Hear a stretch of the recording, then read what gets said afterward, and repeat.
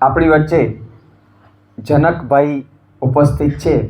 તેઓ અહીં તમે જોઈ રહ્યા છો સાયક્લિસિટી ફોર ઓર્ડર ઇન નેચર, એટલે કે આપણા પ્લાનેટ પર એક એવું પ્લાનેટ, આપણું પ્લાનેટ એટલે તમે બધા સમજતા હશો કે આપણું જે આપણે રહીએ છીએ પૃથ્વી, એના ઉપર અલગ અલગ સાયકલ આવેલા છે. સાયકલ એટલે ચલાવવાની સાયકલ નહીં, પણ ચક્ર, ગુજરાતીમાં આપણે એને કહીએ તો ચક્ર આવેલા છે. અને ચક્રના કારણે આખી પૃથ્વીનું ચક્ર ચાલે છે, બરાબર. તો એ ચક્રો કેવી રીતના કામ કરી રહ્યા છે આપણા જીવનની અંદર, એ ચક્રોનું કેટલું મહત્ત્વ છે. આપણે એમ વિચારતા હશું કે ઓક્સિજન ચક્ર એટલે કંઈ નથી, આપણે શ્વાસ લઈએ છીએ, પચાવીએ છીએ અંદર શર્કરા રૂપે અને કાર્બન ડાયોક્સાઇડ બહાર કાઢીએ છીએ, પણ પ્રકૃતિની અંદર તેનું ખૂબ જ મહત્ત્વ છે. એવા કેટલાક ચક્રો વિશે વાત કરશે આપણી સાથે જનકભાઈ ઉપસ્થિત છે.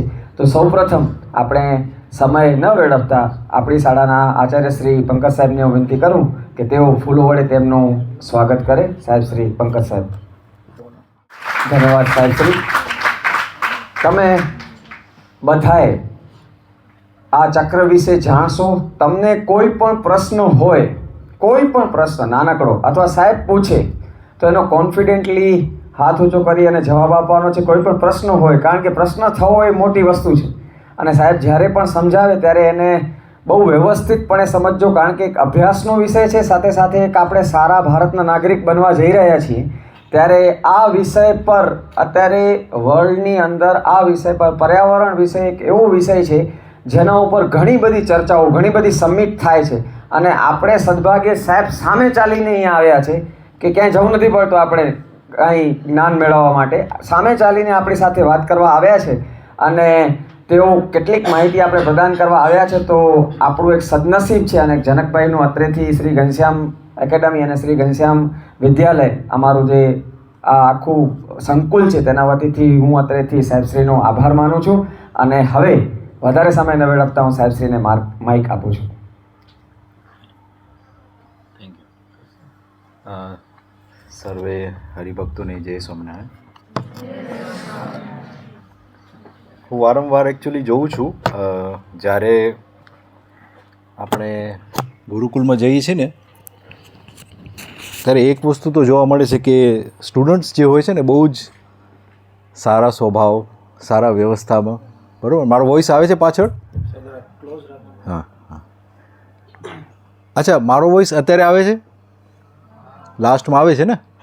તો પછી આની જરૂર નથી આપણે આને ખોટું પછી વજન એક તો ફેરવો પાછો એક તો. બરાબર, ઓકે. હું એક બહુ નાનકડું શોર્ટ તમને પરિચય આપીશ. મારું બોર્ન એન્ડ રેસ છે ઈસ્ટ આફ્રિકામાં, મુંબાસા નામ છે ગામનું. અને ત્યાં લગભગ મારા ફાધરે ત્યાં જન્મ્યા, એટલે લગભગ સમજી લો ને અબાઉટ મને 43 યર્સ થયા છે. એમાં 13 વર્ષ અહીંયા છું ઇન્ડિયામાં. પણ પ્રકૃતિ વિશે જે જાણકારી મને અહીંયા મળી અને અહીંયાથી જેટલી આપણે નોલેજ આપણે ગેઇન થઈ, એને મેં કીધું કે આપણે હવે ગુરુકુળમાં પણ આપણે બતાવી છે. પહેલી વાત તો આપણે ડિસ્કશન નથી, વન વે નથી, આ 2 વે છે. ખ્યાલ આવે ને 2 વે એટલે શું કહેવાય? એટલે તમને ખાલી વક્તા નથી, તમને આપણે સાથે સાથે આપણે બોલવાનું પણ છે. બરાબર ને? મારું ગુજરાતી પાછું ઊંધું થઈ ગયું. વક્તા તો હું થયું, બરાબર ને? શ્રોતા. હા, મારું ઇંગ્લિશ પાવરફુલ અને ગુજરાતી બહુ તૂટેલું ફૂટેલું. ખરેખર મજા આવશે તમને. Cyclicity of nature, who will guide me? એક સાયકલ મને બતાવો, આગલા સેક્શનમાંથી, પછી વિન્ડલ સેક્શન, પછી છેલ્લે સેક્શન. એક્ટિવ રહેજો, મોનિટર. હું તરત જ તમને માઇક આપીશ. મને તમને છે ને ઇન્વોલ્વ કરવાના છે. Cycle of nature, water cycle તો સાંભળી લીધી. હાલો ને, બીજું કાંઈ? કાર્બન સાયકલ બોલે છે સ્ટુડન્ટ. ઉભો. હવે માઇક સાથે સાથે લઈએ આપણે. હા, બોલો.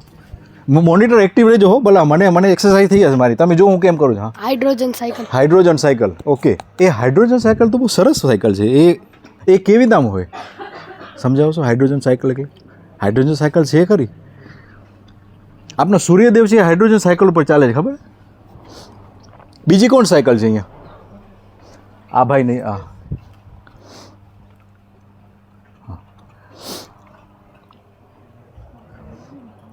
સન સાયકલ. સન સાયકલ. એમાં શું હોય થોડુંક બતાવો તો શું હોય સન સાયકલમાં શું હોય? સર એમાંથી આપણે લાઇટ જડે ને એનું હોય. ઓકે, સોલાર સાયકલ હે ને. ઓર કોઈ ગર્લ્સમાં? જવાબ સાચા ખોટા ભલે પડે હો. હા હા થઈને જવાબ આપો, સાહેબને પણ મજા આવશે, તમને પણ મજા આવશે. એ આપણે એડિટ કરી નાખશું. તમને એમ થશે કે મારું ફેસ આવી જશે યુટ્યુબમાં, માય ગોડ. હા, ડરવાનું નહીં એમાં. એ તો આપણે એડિટ કરી નાખશું. એ સાહેબ પાસ કરશે ત્યારે વિડીયો નાખશું આપણે, કશું જ વાંધો નહીં. હા, nitrogen cycle. Nitrogen sir, very good, very good. આજે આપણે ખાસ કરીને એના ઉપર ચર્ચા કરશું, બરાબર ને. હવામાં નાઇટ્રોજન અને ગાય પૃથ્વી ઉપર કેમ બે સંકળાઈને કામ કરે છે એ આપણે એના ઉપર વાત કરશું. નેક્સ્ટ, બીજું કોઈ સાયકલ? હા બોલ શ્લોકા બોલ. Ozone cycle. હા બરોબર, ઓઝોન સાયકલ, વેરી ગુડ. એનાથી સિવાય carbon cycle, moon cycle, very good. Water cycle. Water cycle બોલી નાખ્યો આપણે. પછી બાયોલોજિકલ સાયકલ, આપણે પોતે જીવીએ છીએ ને મરી જાય છે. એના સિવાયની દરરોજની એક સાયકલ ચાલે છે. ખાવાનું ખાઈને પછી પાછું બીજે દિવસે એ સાયકલ થઈ કે નહીં? અચ્છા, એ સાયકલ ન હોત તો શું થાત? ખાવાનું ખાયા જ કરવાનું, પછી આઉટલેટ ન હોય તો શું થાય? તકલીફ થાય કે નહીં? આપણે કે કોન્સ્ટિપેશન થઈ ગયું, બરાબર ને. એકચ્યુઅલી આપણે એમ થાય કે આનું શરીર ચાલતું કેમ નથી? કોન્સ્ટિપેશન એનું કારણ એ જ છે કે તમારા જે વિચારે પણ એમાં અફેક્ટ કરે. તમે કોન્સ્ટિપેશન હોય ને જ્યારે આઉટલેટ વ્યવસ્થિત ન હોય તો તમારું જે વિચાર છે ને એને પણ ટોક્સિક કરી નાખે. બોડીમાં ટોક્સિક છે ને નીકાળવા ખપે, બરાબર ને. તમે વિદ્યાર્થી છો એટલે હું તમને જરાક જણાવું છું. કંઈક એમ થાય કે લેસન મન નથી થતું આજે કરવાનું કે આ તે બધું, એ પેટમાં કચરો નીકળ્યો નથી એટલે.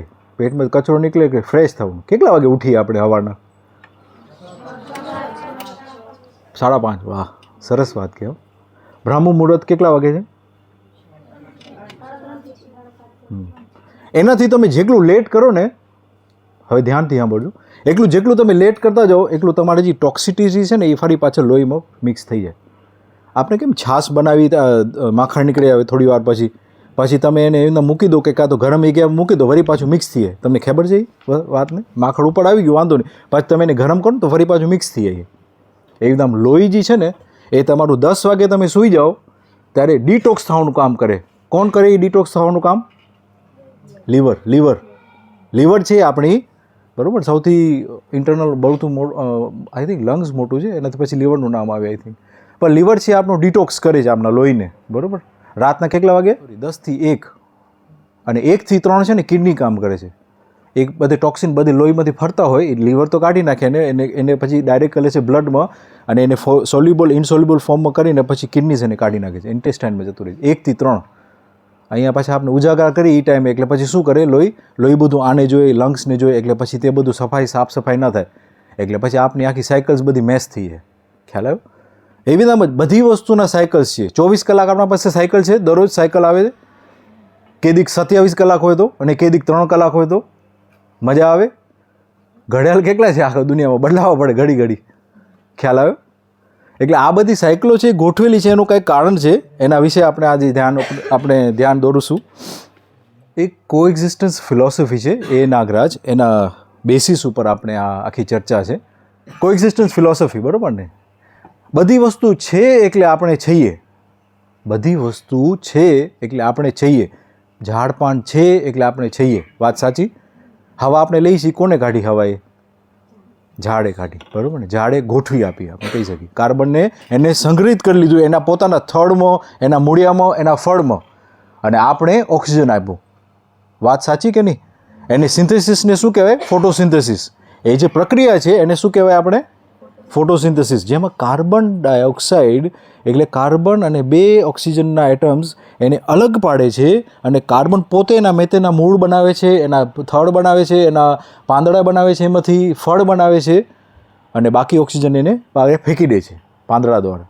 અને આપણે એ જ વસ્તુને આપણે ગ્રહણ કરીને ફરી પાછું આપણે આપણું શરીર બનાવીએ છીએ, બરાબર ને, એક સાયકલથી. તો એવી વિવિધ પ્રકારની સાયકલોને આપણે ચર્ચા કરશું અને એના શું કારણ છે. આ સાયક્લિસિટી છે એના નેચરમાં એ ગોઠવી આપી છે પ્રકૃતિએ, એનું શું બેઝિસ છે, બરાબર ને. તો આ એક ફિલોસોફી છે જેમાં કોએક્ઝિસ્ટન્સ એટલે આપણે બીજી વસ્તુ ચાલી રહી છે એટલે આપણે છીએ, એના ઉપર કોએક્ઝિસ્ટન્સ કહેવાય, બરાબર ને. હું આને વાયરલેસ તરીકે માની કરું. Ever since man wants to know how this world functions.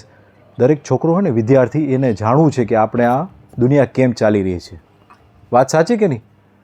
આપણે એક વસ્તુનું ક્વેશ્ચન આપણે થવું જોઈએ માઇન્ડમાં. અને આપણે વિદ્યાર્થી છે એટલે આપણે ઓપોર્ચ્યુનિટી છે, બહુ જ સારી ઓપોર્ચ્યુનિટી છે. આમાં એવોલ્યુશન દેખાય છે તમને? માણસનું એવોલ્યુશન, બરાબર.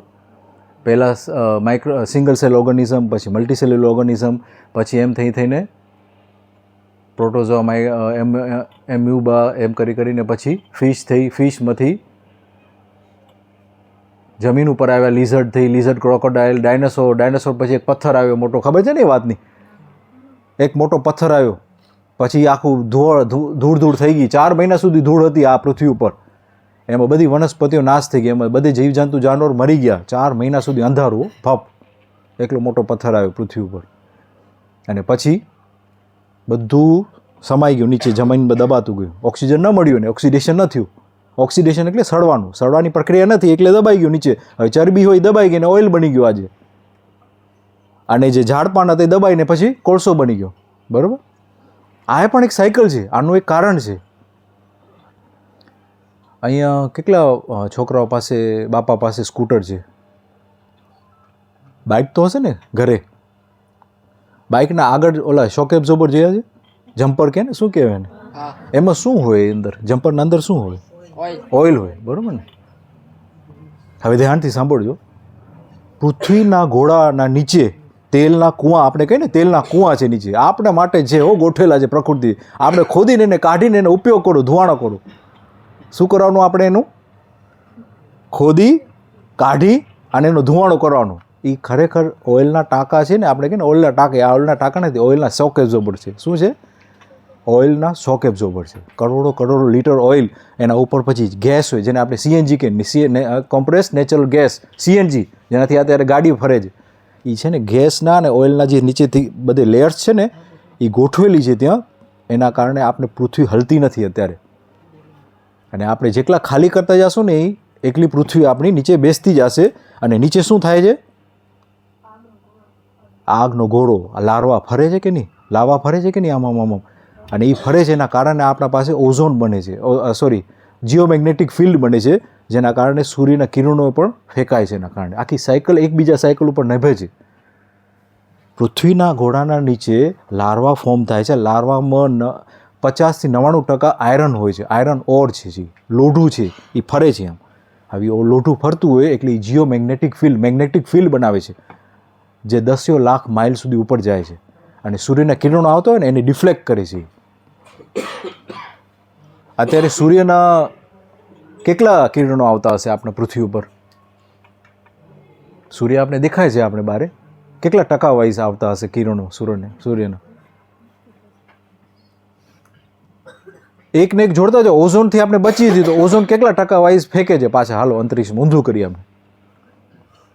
આપણે કહીએ ને ઓઝોન છે એ પાતળી થઈ ગઈ ને હવે તકલીફ થાય છે ને, તો ઓઝોન કેટલા ટકા ફરી પાછા અંતરિક્ષમાં ફેંકી દે છે સૂર્યના કિરણોને? 5%? વધારે કે ઓછું? એટલું તો બોલો. વધારે. 10%? 50%? ઉપર જાઉં હજી? 50-60% જાઉં ઉપર કે નહીં? નીચે જાઉં? હા, 75? હજી ઊંચું છે. હા નહીં, 75થી ઊંચું છે. 89 એનાથી ઊંચું છે. 90થી ઊંચું છે. 95થી ઊંચું છે. હા, 99%. કેટલા? 99%. સૂર્યના કિરણો 99% ફેંકાઈ જાય છે પાછા અંતરિક્ષમાં. 1% આવે છે હમણાં. કેટલો? અને આપણે ભૂકા કાઢી નાખે એવી ગરમી થાય. થોડુંક હમણાં ઉનાળો ચાલુ થવા દો, 1% આવે છે. અને પૂરો આખા વર્ષ એમ નહીં કે આજે ઉનાળો છે એટલે વધારે આવે છે, પછી શિયાળો છે એટલે ઓછું આવે છે, એવું કશું નહીં. એ પૃથ્વીનો ગોળો છે એ 23% ટિલ્ટ છે એટલે આપણે શિયાળો અને ઉનાળો છે. બાકી 1% જ આવે છે. કેટલા? 1%. અને આપણે એમાં મમ્મીને કહી આજે બહુ ગરમી છે, આઈસ્ક્રીમ ખાવા દો ને, મને ઠંડુ પાણી દો ને, આપણે થર્મસ ખપે છે, આ તે બધું. 1%. એ જ્યારે 2% થશે ત્યારે શું હાલત થશે? 1%માં જો 40 ડિગ્રી થતું હોય તો 2%માં કેટલું થાય? 80%માં આપણે ફરવું છે બારે. એટલે as future leaders, as future business men and women, as future employers and employees આપણે ધ્યાન રાખવું ખપે કે નહીં? આ બધું પર્યાવરણની ધ્યાન રાખવું ખપે કે નહીં? બરાબર ને? એટલે તમે અત્યારે આટલા જ રહેવાના છો કે પછી સાઇઝ થશે, મોટા થશો, બરાબર ને? બિઝનેસ કરશો, ધંધો કરશો ત્યારે તમે પ્રકૃતિને શોષણ કરશો કે એને સમૃદ્ધ બનાવશો? સમૃદ્ધ બનાવશો. અત્યારે બધે બોલે છે, હું ધ્યાન રાખીશ, બધાના ફેસ કેપ્ચર કરીને જઈશ. છેલ્લે જો ભાઈને ચાન્સ ઊંધો ધંધો કર્યો તો આવીને કહીશ, જો તમે પ્રોમિસ કરી હતી. અહીંયા મારો એક જ ધ્યેય હતો, હું છે ને કે પહેલાં કન્સ્ટ્રક્શન કરતા આપણે, ત્યારે કન્સ્ટ્રક્શનમાં છે ને આપણે જમીનને આખી ફ્લેટ કરી નાખી. પહેલું તો જે ઝાડ પાન હોય આ તે બધું જીવજંતુ બધે ફ્લેટ કરી નાખી, અને પછી એના ઉપર આપણે લેવલિંગ કરી પછી આપણે રસ્તા બાંધી, લાઇટ નાખી, પ્લમ્બિંગનું કામ કરી, પછી મકાન બાંધી. મેં કીધું આમાં જરાક હવે અલગ વસ્તુ કરવી જોઈએ, આપણે સમૃદ્ધ કરવું જોઈએ. માણસ જ્યારે આપણે જીવન પૃથ્વી ઉપર આવે છે ત્યારે ઝાડ પાન છે એ શું કરે છે? ઓક્સિજન આપે છે, બરાબર. બીજું શું કરે છે? હવે તમારો પ્રશ્ન છે, હવે તમે એક્ટિવ થઈ જાઓ. હાલો. ફળ ફૂલ આપે છે, પછી છાણ આપે, સોરી છાયો આપે છે. ઓક્સિજન આવી ગયું. લાકડા, બળતણ, ઓકે. જીવે છે ત્યારે પણ આપે છે અને મરી જાય છે ત્યારે પાન ખારીને મરી જાય છે. પાન ભેગા ચોંટાડી રાખે છે, પાન ખરી જાય છે, બરાબર ને? આપણે પૃથ્વી ઉપર આવ્યા, આપણે આપ્યું કંઈ કે ખરાબ કરીને જવું છે? એ ખાલી ઝાડને તમે જોશો ને તોય તમને ખ્યાલ આવશે કે કેટલું પ્રોવિઝન કરીને જાય છે. નેક્સ્ટ પેઢી કે નેક્સ્ટ વસ્તુ એની જોઈએ પણ નથી, એને એના પોતાના નાનકડા બિયારણ જે છે એને ઉગતા જોયા પણ નથી, પણ છતાંય પાન ખારીને જાય છે. તમારી જમીનને પ્રોસ્પેરિટી આપે છે, અવળુત કરી નાખે છે કે નીચે ઘટાડે છે, જમીનને ફળદ્રુપ કરી નાખે છે, બરાબર, ફર્ટાઇલ કરી નાખે છે, બરાબર. એટલે આ વસ્તુ આપણે ઝાડમાંથી શીખવી જોઈએ, બરાબર. આપણે સ્ટડી કરી છે બધી સાયકલોને કઈ રીતે, ફિઝિક્સમાં, ગ્રેવિટીમાં, આ તે બધું વસ્તુ કરી છે કે નહીં સ્ટડી? બીજું કઈ સ્ટડી કરી છે? મેગ્નેટિઝમ ખ્યાલ છે? ઇલેક્ટ્રિસિટી? આ ખબર છે સ્પીકર કેમ ચાલે છે? કોઈને ખ્યાલ છે? વિદ્યુત અને ચુંબકીય તરંગ, આ એના જે વેવ્સ છે, મેગ્નેટિઝમના વેવ્સ છે એને કાપે છે, એટલે સ્પીકરનો પડદો ફેંકાય, ફરી પાછું ખેંચાય, એમ કરીને તમારું ડિસ્કો ચાલે, બરાબર ને? ઇલેક્ટ્રિસિટી અને મેગ્નેટિઝમ પ્રકૃતિના લોસ છે, બરાબર ને? અને પછી ઇલેક્ટ્રિસિટી આપણે જોઈએ સ્ટેટિક ઇલેક્ટ્રિસિટી, વીજળી છે. આપણે કેમ હમણાં સ્વેટર પહેરીને પછી આપણે કોઈકને ટચ કરીએ તો તણખો થાય કે નહીં? હવે એને મોટા પ્રમાણમાં લઈ જાઓ, અગણિત કિલોમીટર, એટલે 2-3 કિલોમીટર સુધી ઉપર જાઓ અને બે વાદળાના વચ્ચે ઘર્ષણ થાય, પછી શું થાય? વીજળી થાય. હવે વીજળીનો પ્રયોજન શું? આપણે અહીંયા જ ઊભા રહી જાય. આપણે બહુ જ સારી જ વાત છે. મને જ્યારે ખ્યાલ આવે ને ત્યારે બહુ મજા આવી ગઈ. અને ઓઝોનની સાયકલ કોણ બોલ્યું હતું અહીંયા? ઓઝોનની સાયકલ કોણ બોલ્યું હતું? હવે સાંભળજો. ઓઝોન જે છે આપણે એનું મોલિક્યુલર સ્ટ્રક્ચર શું છે? O3, બરાબર ને? ઓઝોનનું મોલિક્યુલર સ્ટ્રક્ચર O3 છે. પ્રકૃતિમાં ઓક્સિજન કેવી નામ રહે છે? O2, બરાબર. વીજળી જ્યારે થાય છે, ઘર્ષણ થયા વાદળમાં XYZ ભલે થયું, પણ વીજળી જ્યારે થાય છે ત્યારે લાખો કરોડો નહીં હોય પણ 10 લાખ વોલ્ટેજ જેનું આખો એક નીચે પૃથ્વી પર આવે. 1 મિલિયન વોલ્ટ્સ એકલા ઉપર નીચેથી ફેંકાય, અને એટલી જગ્યામાં એટલું ટેમ્પરેચર હાઈ થઈ જાય, એટલું ગરમી પકડે કે ઓક્સિજનના મોલિક્યુલ જે O2 છે પ્રકૃતિમાં એ સ્પ્લિટ થઈ જાય એટલી જગ્યામાં. અને સ્પ્લિટ થયા, હવે એને તો એકલું રહેવું નથી, એ નેચરમાં O2 તરીકે ફરતું હોય. હવે એ એના પાર્ટનરને ઢૂંઢશે કે હવે મારો પાર્ટનર ક્યાં ગયો, છૂટા થઈ ગયા અમે, એટલે એ પછી બીજા O2ને પકડી લે છે અને O3 બની જાય છે. ખ્યાલ આવ્યો? એટલે જ્યારે વીજળી થાય છે ત્યારે આપણું ઓઝોન લેયર રિચાર્જ થાય છે. એક વખત આપણા ઓઝોન લેયરમાં હોલ થઈ ગયું. હા, વાત સાંભળી? ઓસ્ટ્રેલિયામાં એનું હોલ થઈ ગયું, દેખાતું હતું આપ ઉપરથી, અને કેટલા માણસોને સ્કિન કેન્સર થઈ ગયું એના કારણે. વાત સાંભળી હશે તમે. અત્યારે તો પાછું રિપેર થઈ ગયું. હવે તમે કહેશો રિપેર કેને કર્યું? આપણે તો કોઈ દી રોકેટ કોઈ મૂક્યા નથી તે રિપેર કરવા માટે, હાંધવા માટે. તો કેમ રિપેર થઈ ગયું?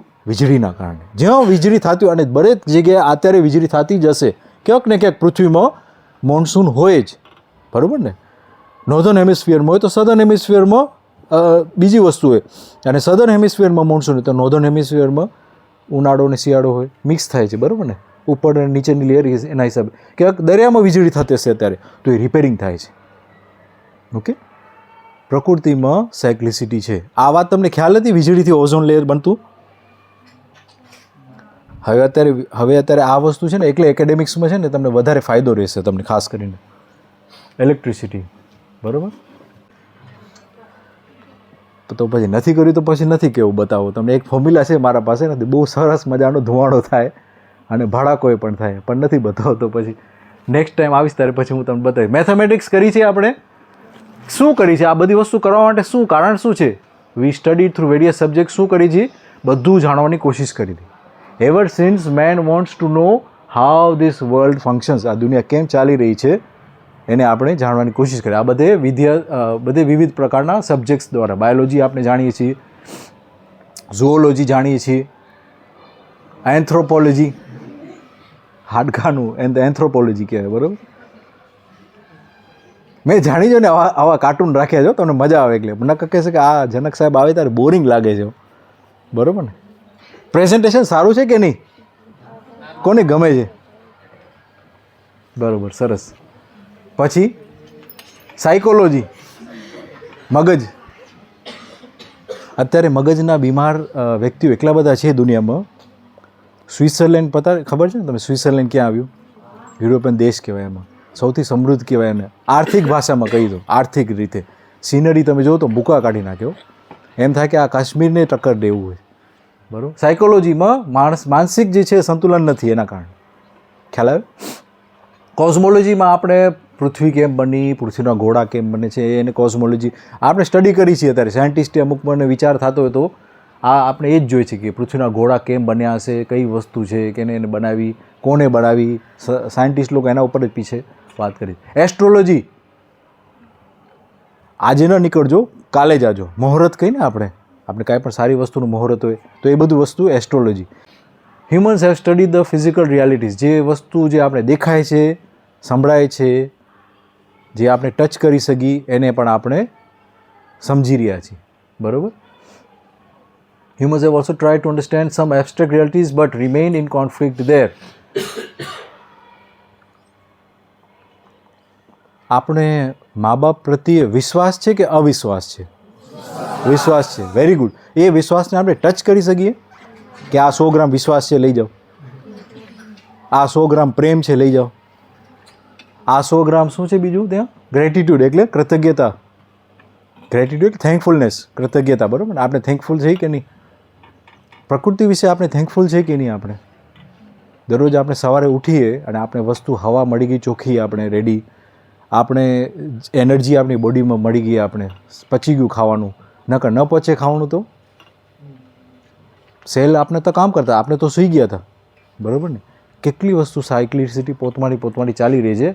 આપણા આત્માને અનુભવ થાય, એના કારણે અનુભૂતિ થાય, સૌથી બેસ્ટ અનુભૂતિ, બરાબર? તો અહીંયા આપણે જરાક ઠોકર ખાઈ છીએ, બરાબર ને? એબ્સ્ટ્રેક્ટ કહેવાય ને. એબ્સ્ટ્રેક્ટ એટલે જે વસ્તુને આપણે ટચ નથી કરી શકતા, પણ એ વસ્તુ હકીકત છે. જો વિશ્વાસ ન હોય કાંઈ પણ વસ્તુમાં, તો આપણે એ માણસને કે જે વ્યક્તિ છે એના સાથે એ આપણે ન કરી. વાત સાચી કે નહીં? કોક આપણે રસ્તા ઉપર કે તું મારા ભેગો હાલતો, તું એને તમે હાલા જાઓ ભેગા, ન જવાનું. વિશ્વાસ પહેલાં બનવાનો. બધી વસ્તુ પ્રકૃતિમાં વિશ્વાસથી ચાલી રહી છે.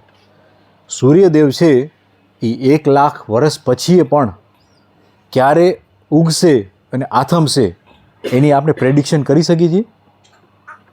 કેમ ન કરી શકીએ? આપણે કરી શકીએ છીએ. લાખ વર્ષ પછી આપણે કેલેન્ડર બનાવી શકીએ. લાખ વર્ષ પછીનું તમે ગૂગલમાં જાઓ, તમે લખો 5000નું વર્ષ લખો, તમે મંડે, ટ્યુઝડે, વેનસડે બતાવશે તમને. કારણ કે સૂર્યદેવ છે એની આચરણ, એની એક્ટિવિટી એ નિશ્ચિત છે, બરાબર? પૃથ્વીની છે એ પણ નિશ્ચિત છે. જીવ જંતુ જાનવર એની પણ નિશ્ચિત છે. માણસની કાંઈ ભરોસો છે શું કરશે કાંઈ પણ ક્યારે માણસ? પણ આ બધી વસ્તુ જે હું પહેલાં બોલ્યો એની નિશ્ચિત આચરણ એટલે એની એક્ટિવિટી જે છે એ પ્રેડિક્ટેબલ છે. આપણે પ્રેડિક્ટેબલ ભાષા કે ને અંગ્રેજીમાં પ્રેડિક્ટેબલ છે કે નહીં? જીવજંતુ જાનવર એનું કામ કર્યા કરશે, પછી ઓચિતાનું મોટું થઈને તમે ખાઈ ગયું એવું સાંભળ્યું? કોઈ ગધેડાને કોઈકને ખાઈ ગયો કાપીને એવું કોઈ દી સાંભળ્યું? કોઈ ગાય કોઈકને ખાઈને અને કોઈક સિંહ એ 5 ગાય ભેગી થઈને સિંહને કાપીને મારીને ખાઈ ગયું એવું કાંઈ સાંભળ્યું? એ આચરણ એનું જ કોને હા પાડી? મને કહેજો કિસ્સો એવું થાય તો કે 2-5 ગાય ભેગી થઈને એક સિંહને મારીને ખાઈ ગઈ એમ. એ આચરણ જે છે એના નિશ્ચિત આચરણમાં ફરતી હોય બધી વસ્તુ, બરાબર. પણ ખાલી આપણે જ માણસ જે છે એ અનિશ્ચિત છે. છતાંય પણ આપણે એક વસ્તુ ગવર્ન કરે છે, જે વિશ્વાસ છે, પ્રેમ છે, કૃતજ્ઞતા છે, એ બધી વસ્તુ આપણે ગવર્નિંગ કરે છે. એ ખાલી આપણે જ નહીં, વિશ્વમાં કોઈ પણ માનવજાત છે એને ગવર્ન કરે છે, બરાબર ને. એના વગર એને ચાલતું નથી. એ પછી કે આફ્રિકા કે કેમ ન હોય, અમેરિકામાં કેમ ન હોય, એશિયામાં કેમ ન હોય, ઓસ્ટ્રેલિયામાં કેમ ન હોય, બધે માણસો આ વસ્તુથી સંકળાયેલા છે ને હોલ્ડ છે, એનો હોલ્ડ છે, ટ્રસ્ટ, વિશ્વાસ એના ઉપર હોલ્ડ છે, બરાબર ને. પ્રેમ છે, કૃતજ્ઞતા. Universe appears in a harmonious dance. આમાં કોઈને કાંઈ પ્રશ્ન છે? તમને ટેકનિકલી આજે હું તમને દર્શન કરાવી દઉં એના. કેમ કોઈને પ્રશ્ન છે આમાં? આ સેન્ટન્સમાં બધું ડાન્સમાં ચાલે છે અત્યારે.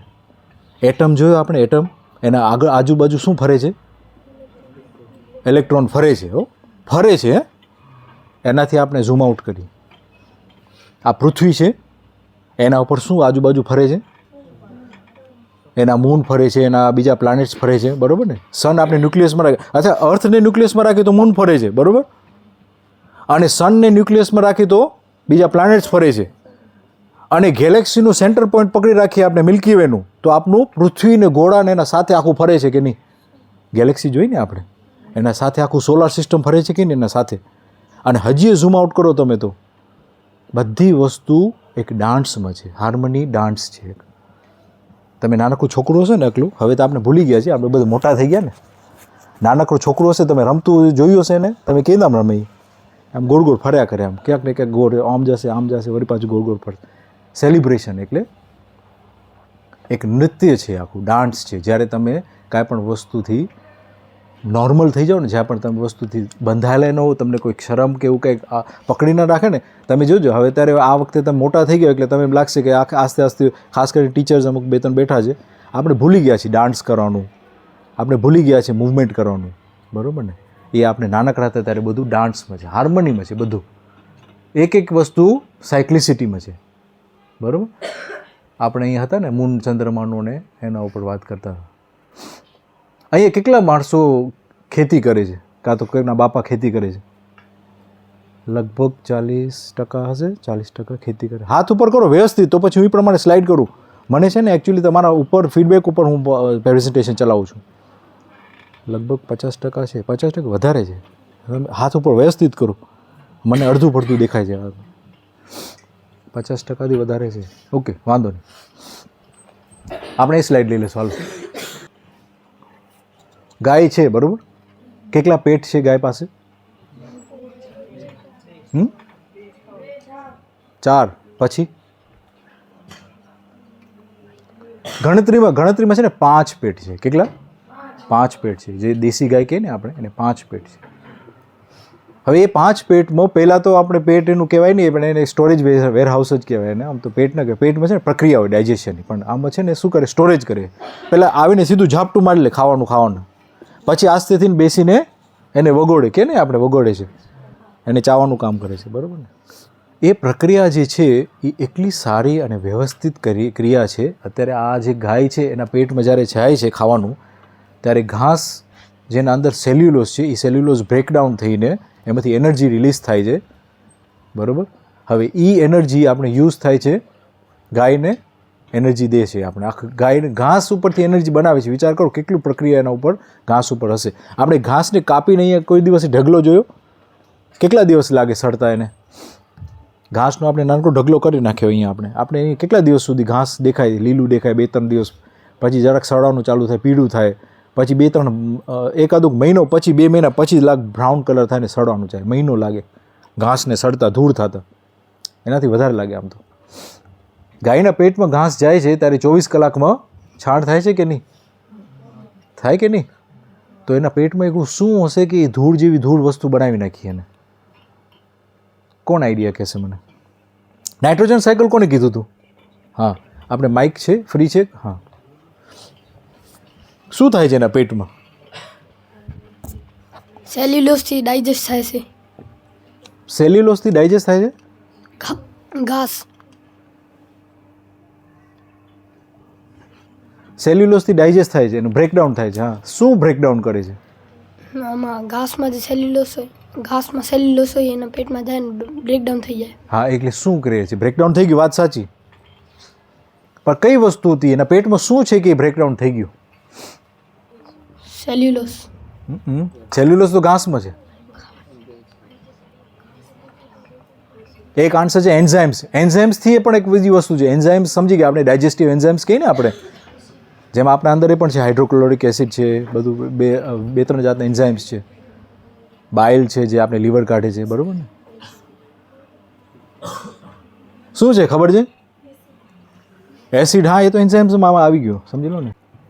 બેક્ટેરિયા છે. શું છે? બેક્ટેરિયા. આપણે કેમ બેક્ટેરિયા આપણા પેટમાં હોય, અને બેક્ટેરિયા વિવિધ પ્રકારના બેક્ટેરિયા છે. એક એક એક એક અલગ અલગ સેલ્યુલોઝને બ્રેકડાઉન કરતું જાય ને, એક પેટમાં જાય, પછી બીજા પેટમાં જાય, બીજા પેટમાં અલગ ક્લસ્ટર હોય બેક્ટેરિયાનું. એને એ ટાઈપનું એન્ઝાઇમ્સથી એના એ ટાઈપનો બેક્ટેરિયલ ડિકોમ્પોઝિશનથી વસ્તુને રસ બનાવે છે, અને પછી ત્રીજા પેટમાં, ચોથા પેટમાં, પાંચમા પેટમાં, પછી આંતરડામાં જાય છે, પાત્ર આંતરડામાં. પછી એનામાંથી એ રસ બધી ખેંચી લે છે, બરાબર? હવે એ વસ્તુ એક નેચરલ સાયકલથી આપણે અત્યારે ખાતર કયું વાપરીએ છીએ ખેતરમાં? ગાયનું છાણ વાપરીએ છીએ, બરાબર? એના સિવાય રાસાયણિક ખાતર, બરાબર ને? રાસાયણિક ખાતરમાં આપણે સમજી લઈએ કે યુરિયા, ડીએપી છે. એક સિમ્પલ એક કેમિકલ ફોર્મ્યુલા છે, NPK કહેવાય ને, નાઇટ્રોજન, ફોસ્ફરસ અને પોટેશિયમ. NPK. હા, નાઇટ્રોજન, N, P એટલે ફોસ્ફરસ અને K એટલે પોટેશિયમ, NPK, બરાબર? આપણા જે ફળ છે આજકાલ એ મીઠા છે કે પછી આવડું મોટું સંતરું દેખાય? કેટલું મોટું? આવડું મોટું સંતરું. પછી એને ખોલી ત્યારે ખાખ હોય કે નહીં? કદી જોયું કે નહીં તમે? અને પહેલાં જે સંતરા આવતા ને, અકલાક આવતા, નાનકડા, હો, આમ લીંબુ જેવા સાઇઝ, સરસ મજાના, પણ ખાટા, મીઠા અને ટેસ્ટી. આ વસ્તુ વધારે પડતી લગભગ તમારા પેરેન્ટ્સને પણ ખ્યાલ હશે, પણ તમે લોકોને પણ અનુભવ હશે જે ખેતી કરતા હશે એ લોકોને, બરાબર? તો એના શું કારણ છે? NPK. NPKમાં એક પર્ટિક્યુલર ટાઈપનું એક એવી ઇન્જેક્શન આપણે દઈએ છીએ ઝાડને, અને ઝાડને એમ થાય છે કે મને તત્વો મળી ગયા છે, એટલે મહેનત નથી કરતું. એના મૂળિયા શું કરે છે? ઓછા મૂકે છે નીચે, અને જલ્દી ફળ ઉપર લઈ આવે છે. ફળમાં એને રસ ભરવાનો ટાઈમ આવે ત્યારે એ તો ભૂલી જાય કે અરે યાર મારા મૂળિયા તો ઓછા છે, તો પછી રસ જેટલું ઉપર હોય એ જ ખેંચીને આપે છે, જેના કારણે એ વસ્તુમાં તત્વો નથી હોતા. માઇક્રોન્યુટ્રિયન્ટ્સ શું નથી આજકાલના ફળમાં? માઇક્રોન્યુટ્રિયન્ટ્સ નથી, કારણ કે એવા ટાઈપના વિવિધ બેક્ટેરિયાના એન્ઝાઇમ્સથી પાસ નથી થયું, છાણિયું ખાતર નથી મળ્યું એને, બરાબર? જેના કારણે એ ફળ ફૂલમાં કચાશ રહી ગઈ છે. કચાશ ન્યુટ્રિયન્ટ્સની લેવલમાં, કાચું છે એ તો પાકી જવાનું છે, બરાબર, પણ કચાશ ન્યુટ્રિયન્ટ્સની લેવલમાં, બરાબર? એટલે હવે આપણે જે ફાર્મિંગ કરી છીએ, આપણે જેટલા માણસો ફાર્મિંગ કરે છે, હવે જો આ ફાર્મિંગ કરતી વખતે આ શું શું મળે છે આપણે? આપણો ટાઈમ કહેજો, મને છે ને એકચ્યુઅલી ખ્યાલ નહીં આવે. જ્યારે 15 મિનિટ છેલ્લી રહે ને ત્યારે મને કહેજો અબાઉટ, તો આપણે ક્વેશ્ચન આન્સર લેશું પછી છેલ્લે 15 મિનિટે. તમારા માઇન્ડમાં ક્વેશ્ચન આવતા હશે તો એને તરત જ કે રજિસ્ટર કરી નાખજો. આપણે 15 મિનિટ ટોટલી આપણે ક્વેશ્ચન આન્સર જ છે તમારી પ્રતિથી. જેટલા છોકરાઓને બાપા જે ખેતી કરે છે, કોમ્પોસ્ટ તો ખ્યાલ છે ને, કોમ્પોસ્ટ મળે છે, ફર્ટિલાઇઝર મળે છે, બાયો કન્વર્ઝન છે, સોઇલ એમેન્ડમેન્ટ્સ છે. જમીનને ફળદ્રુપ રાખવા માટે સિમેન્ટ જેવી જમીન હોય એમાં મૂળિયા આરામથી જાય, કે પછી ફોરી જમીન હોય, પોચી જમીન, એમાં મૂળિયા આરામથી જાય? તો દાણેદાર જમીન હોય, પોરોસિટી જેમાં વધારે હોય, જેમાં પાણી ઉપરથી પડે તો નીચે સોકી લે એવી જમીન હોય જેવી હતી પહેલાં, અને હવે સિમેન્ટ જેવી જમીન થઈ ગઈ છે, કારણ કે એમાં માઇક્રો બેક્ટેરિયા, વાયરસીસ બધે મરી ગયા છે. શા કારણે મરી ગયા? NPK સોલ્ટ્સ છે. નમક તમારી આંખમાં નાખો તો તમારી હાલત શું થાય? હવે એ જ નમક જેવી વસ્તુ તમે જીવજંતુને જાનવર નાના જીવજંતુ જાનવર એની આંખો કેવી હશે, એના નાક કેવા હશે, એના મોઢા કેવા હશે, એવી NPK એના ઉપર છાંટીએ આપણે એક વખત, બીજી વખત જાય, 2 વખત, ત્રીજી વખત, 3 ડોઝ આપી કે નહીં યુરિયાના, બરાબર ને? શું થાય હાલત એની? અણસિયાની તો હાલત શું થતી હશે વિચાર કરો તમે. પછી તો મરી જ જાય ને. આ જાઓ આને ખેતરમાં રહેવું જ નથી, મરી જાય, આત્મહત્યા, બીજી વખત બીજી જગ્યાએ જન્મ લે. આ જે વસ્તુ કરી રહ્યા છે ને આપણે ભલે તમને બાપા કરતા હશે કે બધે કરતા હશું, પણ આપણે જાણીને કરવું.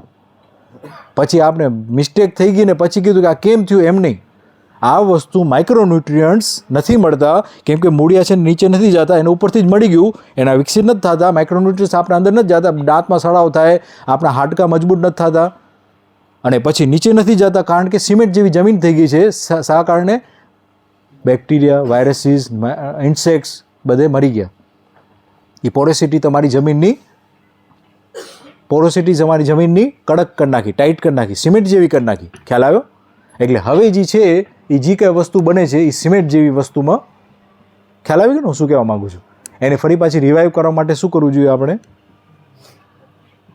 જે છાણિયું ખાતર છે, જે એના પેટમાં હતું, બેક્ટેરિયા હતા, કરોડો ને અબજો ટાઈપના બેક્ટેરિયા એને ડાયજેસ્ટ કરવામાં મદદ કરતા હતા, એ વસ્તુ પાછા જમીનમાં આવે છે છાણ દ્વારા, અને એ બેક્ટેરિયા અને વાયરસીસ બધે પાછું જમીન ઉપર કામ કરે છે અને તમારી જમીનને ફૂલી રાખે છે, આમ ફ્લફી રાખે છે. એનો અંગ્રેજી શબ્દ ફ્લફી છે, બરાબર? તમે આમ જમીનમાં આમ પગ મૂકો ને તો આમ પગ ઘચતું જાય આમ. અને અમને તો વાડીમાં તમે પગ મૂકો તો જણે આમ ઠકાવી છે પાછળ નીચેથી, કાંકરાની કેમ. પગ ઉઘાડા પગે ન પાલી વોકિંગ કરી શકો તમે. પહેલાં તો જમીન ફળડૂપ હતી, આમ માખણ જેવી હતી, સોફ્ટ. ખ્યાલ આવે? ગાદીમાં ચાલો છો તમે એવું લાગે, બરાબર? તો ગાય એના સિવાય શું કરે છે? બાયોગેસ. તમે કોઈ દિવસે ગોબર ગેસ જે છે એના વિશે સાંભળ્યું છે? ગોબર ગેસના ચૂલા ઉપર રસોઈ કરેલી છે કોઈ દિવસે? 1-2 જણા છે એવો. સરસ, વેરી ગુડ. હું જ્યારે નાનકડો હતો ને ત્યારે, નાનકડો એટલે આમ છે ને 10 વર્ષ પહેલાં, હું હાથમાં ડોલ લઈને ફરતો હવાના. મજા આવશે હો, સાંભળજો તમે હવે. ડોલ લઈને ફરતો અને ક્યાં છાણનું પોદળ દેખાય ત્યાં ભેગું થાવ, તરત ત્યાં જાઉં. ક્યાં છાણ દેખાય ને આપણે ત્યાં દોટ મૂકી, અને પછી એક હોપડું હતું ભેગું, હોપડુંથી ભેગું કરી અને ડોલમાં. પછી આ બપોર પછી કે એના પહોંચી લગભગ 2-3 કલાક લાગે મને પહોંચું ઘરે, એટલે એને છાણને મિક્સ કરી હાથેથી, આટલો હાથ જાય અંદર, હાથેથી મિક્સ કરી. હાથ મિક્સ કરવામાં કોને મજા આવે છે? છાણમાં કોઈ હાથ નાખ્યો આપણે કોઈ દિવસે? 2-3 જણા છે અહીંયા, વેરી ગુડ. તમારા જે પ્રકૃતિમાં જે પૌષ્ટિક તત્વો જે છે ને, ખરેખર જે એન્ઝાઇમ્સ કહી છે એ બધે એમાંથી આવે છે. કોઈ દિવસે મોઇશ્ચરાઇઝરની જરૂર ન પડે. સમજી ગયા તમે? હાથ ફાટી ગયો હોય કે હાથમાં ક્રેક થઈ ગયો હોય કે આપણે કહીએ ને એડિયા ફાટી ગયો હોય, તો એ તમને એમાં કોઈ દિવસ પ્રોબ્લેમ ન થાય. સ્કિનના કોઈ પણ જાતનો પ્રોબ્લેમ ન થાય છાણમાં હાથ નાખો એટલે, બરાબર? તો બાયોગેસ પ્લાન્ટ હતું મારા પાસે ઘરે, નાનકડું જ હતું, 2 ક્યુબિક મીટર જેટલું હતું. એને રોજ આપણે લગભગ 20 લીટર રબડી નાખવાની અંદર. 20 લીટર એટલે 10 કિલો છાણ અને 10 લીટર પાણી. 10 કિલો છાણ અને 10 લીટર પાણી હાથથી મિક્સ કરવાનું, પછી રબડી આના અંદર ગોબર ગેસ પ્લાન્ટનું. જે એના પછી 24 કલાકમાં ગેસ બને છે, એ ગેસમાં ખબર નહીં તાપમાન અલગ છે, એ ખબર નહીં શું છે, એના ઉપર રસોઈ કરવી. અને એ રસોઈ તમે ટેમ્પરેચર ખબર નહીં શું છે ગોબર ગેસનું, કે શું વસ્તુ છે તત્વો એમાં વસ્તુ આપણે કરી પકાવી અને ખાઈએ તો આખી અલગ જ વસ્તુ, ટેસ્ટ અલગ. રોટલીનો શેકો એમાં તોય અલગ. બર્તન તમે સ્ટીલનું વાપરો તોય પણ એમાં શેકો, આગ એમાં ખબર નહીં કેવી ટાઈપની આગ છે, મીઠી આગ છે, શું છે કાંઈ સમજાતું નથી. પણ ગેસમાં કરેલું એટલે નોર્મલ ગેસના બાટલાના તમે પકાવેલું હોય, અને છાણિયા ખાતરનું ગોબર ગેસમાં કાંઈ પણ પકાવો, એમાં જમીન આસમાનનો ફરક. ટેસ્ટ જેમ તમે સૂર્યપ્રકાશનો સોલર કુકરમાં પકાવો ને એવો ટેસ્ટ આવે, મસ્ત, બરાબર? ગોબર ગેસ. બીજું શું મળે છે આપણે એમાંથી? એનર્જીમાં કેટલી વસ્તુ છે? એનર્જીમાં 3-4 વસ્તુ છે. ફાઈબર મળે છે. તમે ખાલી ગોબર ગેસનું સિસ્ટમ કરો, ગાય આધારિત તમે ખેતી કરો. અહીંયાથી આપણે કુકમામાં કોઈ ગયું છે? રામકૃષ્ણ ટ્રસ્ટ ચિંતન ફાર્મમાં ગયા છે? ત્યાં ખરેખર તમે તમારા ટીચરને રિક્વેસ્ટ કરજો, ત્યાં જવું જોઈએ. હું ત્યાં છે ને લેક્ચર લેતો હતો એટલે મને ખ્યાલ છે એ લોકો એટલી બધી વિવિધ પ્રકારની વસ્તુ બનાવે છે. ખાલી છાણમાંથી તમે લોકો જોશો કે કેટલી વસ્તુ બનાવે છે. નાના નાના કિચન બનાવે છે, ઘડિયાળ છે એના પીસ બનાવે છે, પછી તમને એના પોટ્સ બનાવે છે. એ પોટ તમે એમાં ઝાડ વાવો એટલે પછી પોટને તમે ઝાડ મોટું થાય એટલે સીધું પોટને દાટી મળવાનું જમીન. કેટલું ઇઝી વાત છે. આપણે જે પ્લાસ્ટિકના પોટ બનાવીએ છીએ એની જગ્યાએ નાનકડા સીડલિંગ્સ તમને બનાવવા હોય ને તો એના ગોબરના નાના નાના પોટ્સ બનાવે છે લોકો. એવી વિવિધ પ્રકારની વસ્તુ 10ની 20ની 50ની 100 ટાઈપની વસ્તુ બનાવે છે ગોબરમાંથી, ખાલી ગોબરમાંથી. પછી ગૌમૂત્ર છે એનું પણ ડિસ્ટિલેશન કરે છે લોકો, એનું પણ કંઈક મિનિંગ છે, એનું પણ યુઝ છે, બરાબર. એટલે આ બધી વસ્તુ આપણે એમ કહેશું કે આપણે આ ઇન્ડિયાના દેશમાં જે છે તમને ખબર છે કેટલું ફાયદો છે તમને. કોને અમેરિકા જવું છે? દિલથી કહેજો, હું તમને સમજાવી દઈશ આજે કે ક્યાં રહેવું જોઈએ ખરેખર. ઓસ્ટ્રેલિયા તો આ ગુરુકુલમાં અલગ છે. બીજા ગુરુકુલમાં જાય તો કહેશે મને લંડન જવું છે. બીજો એક જણો કે મને રશિયા જવું છે.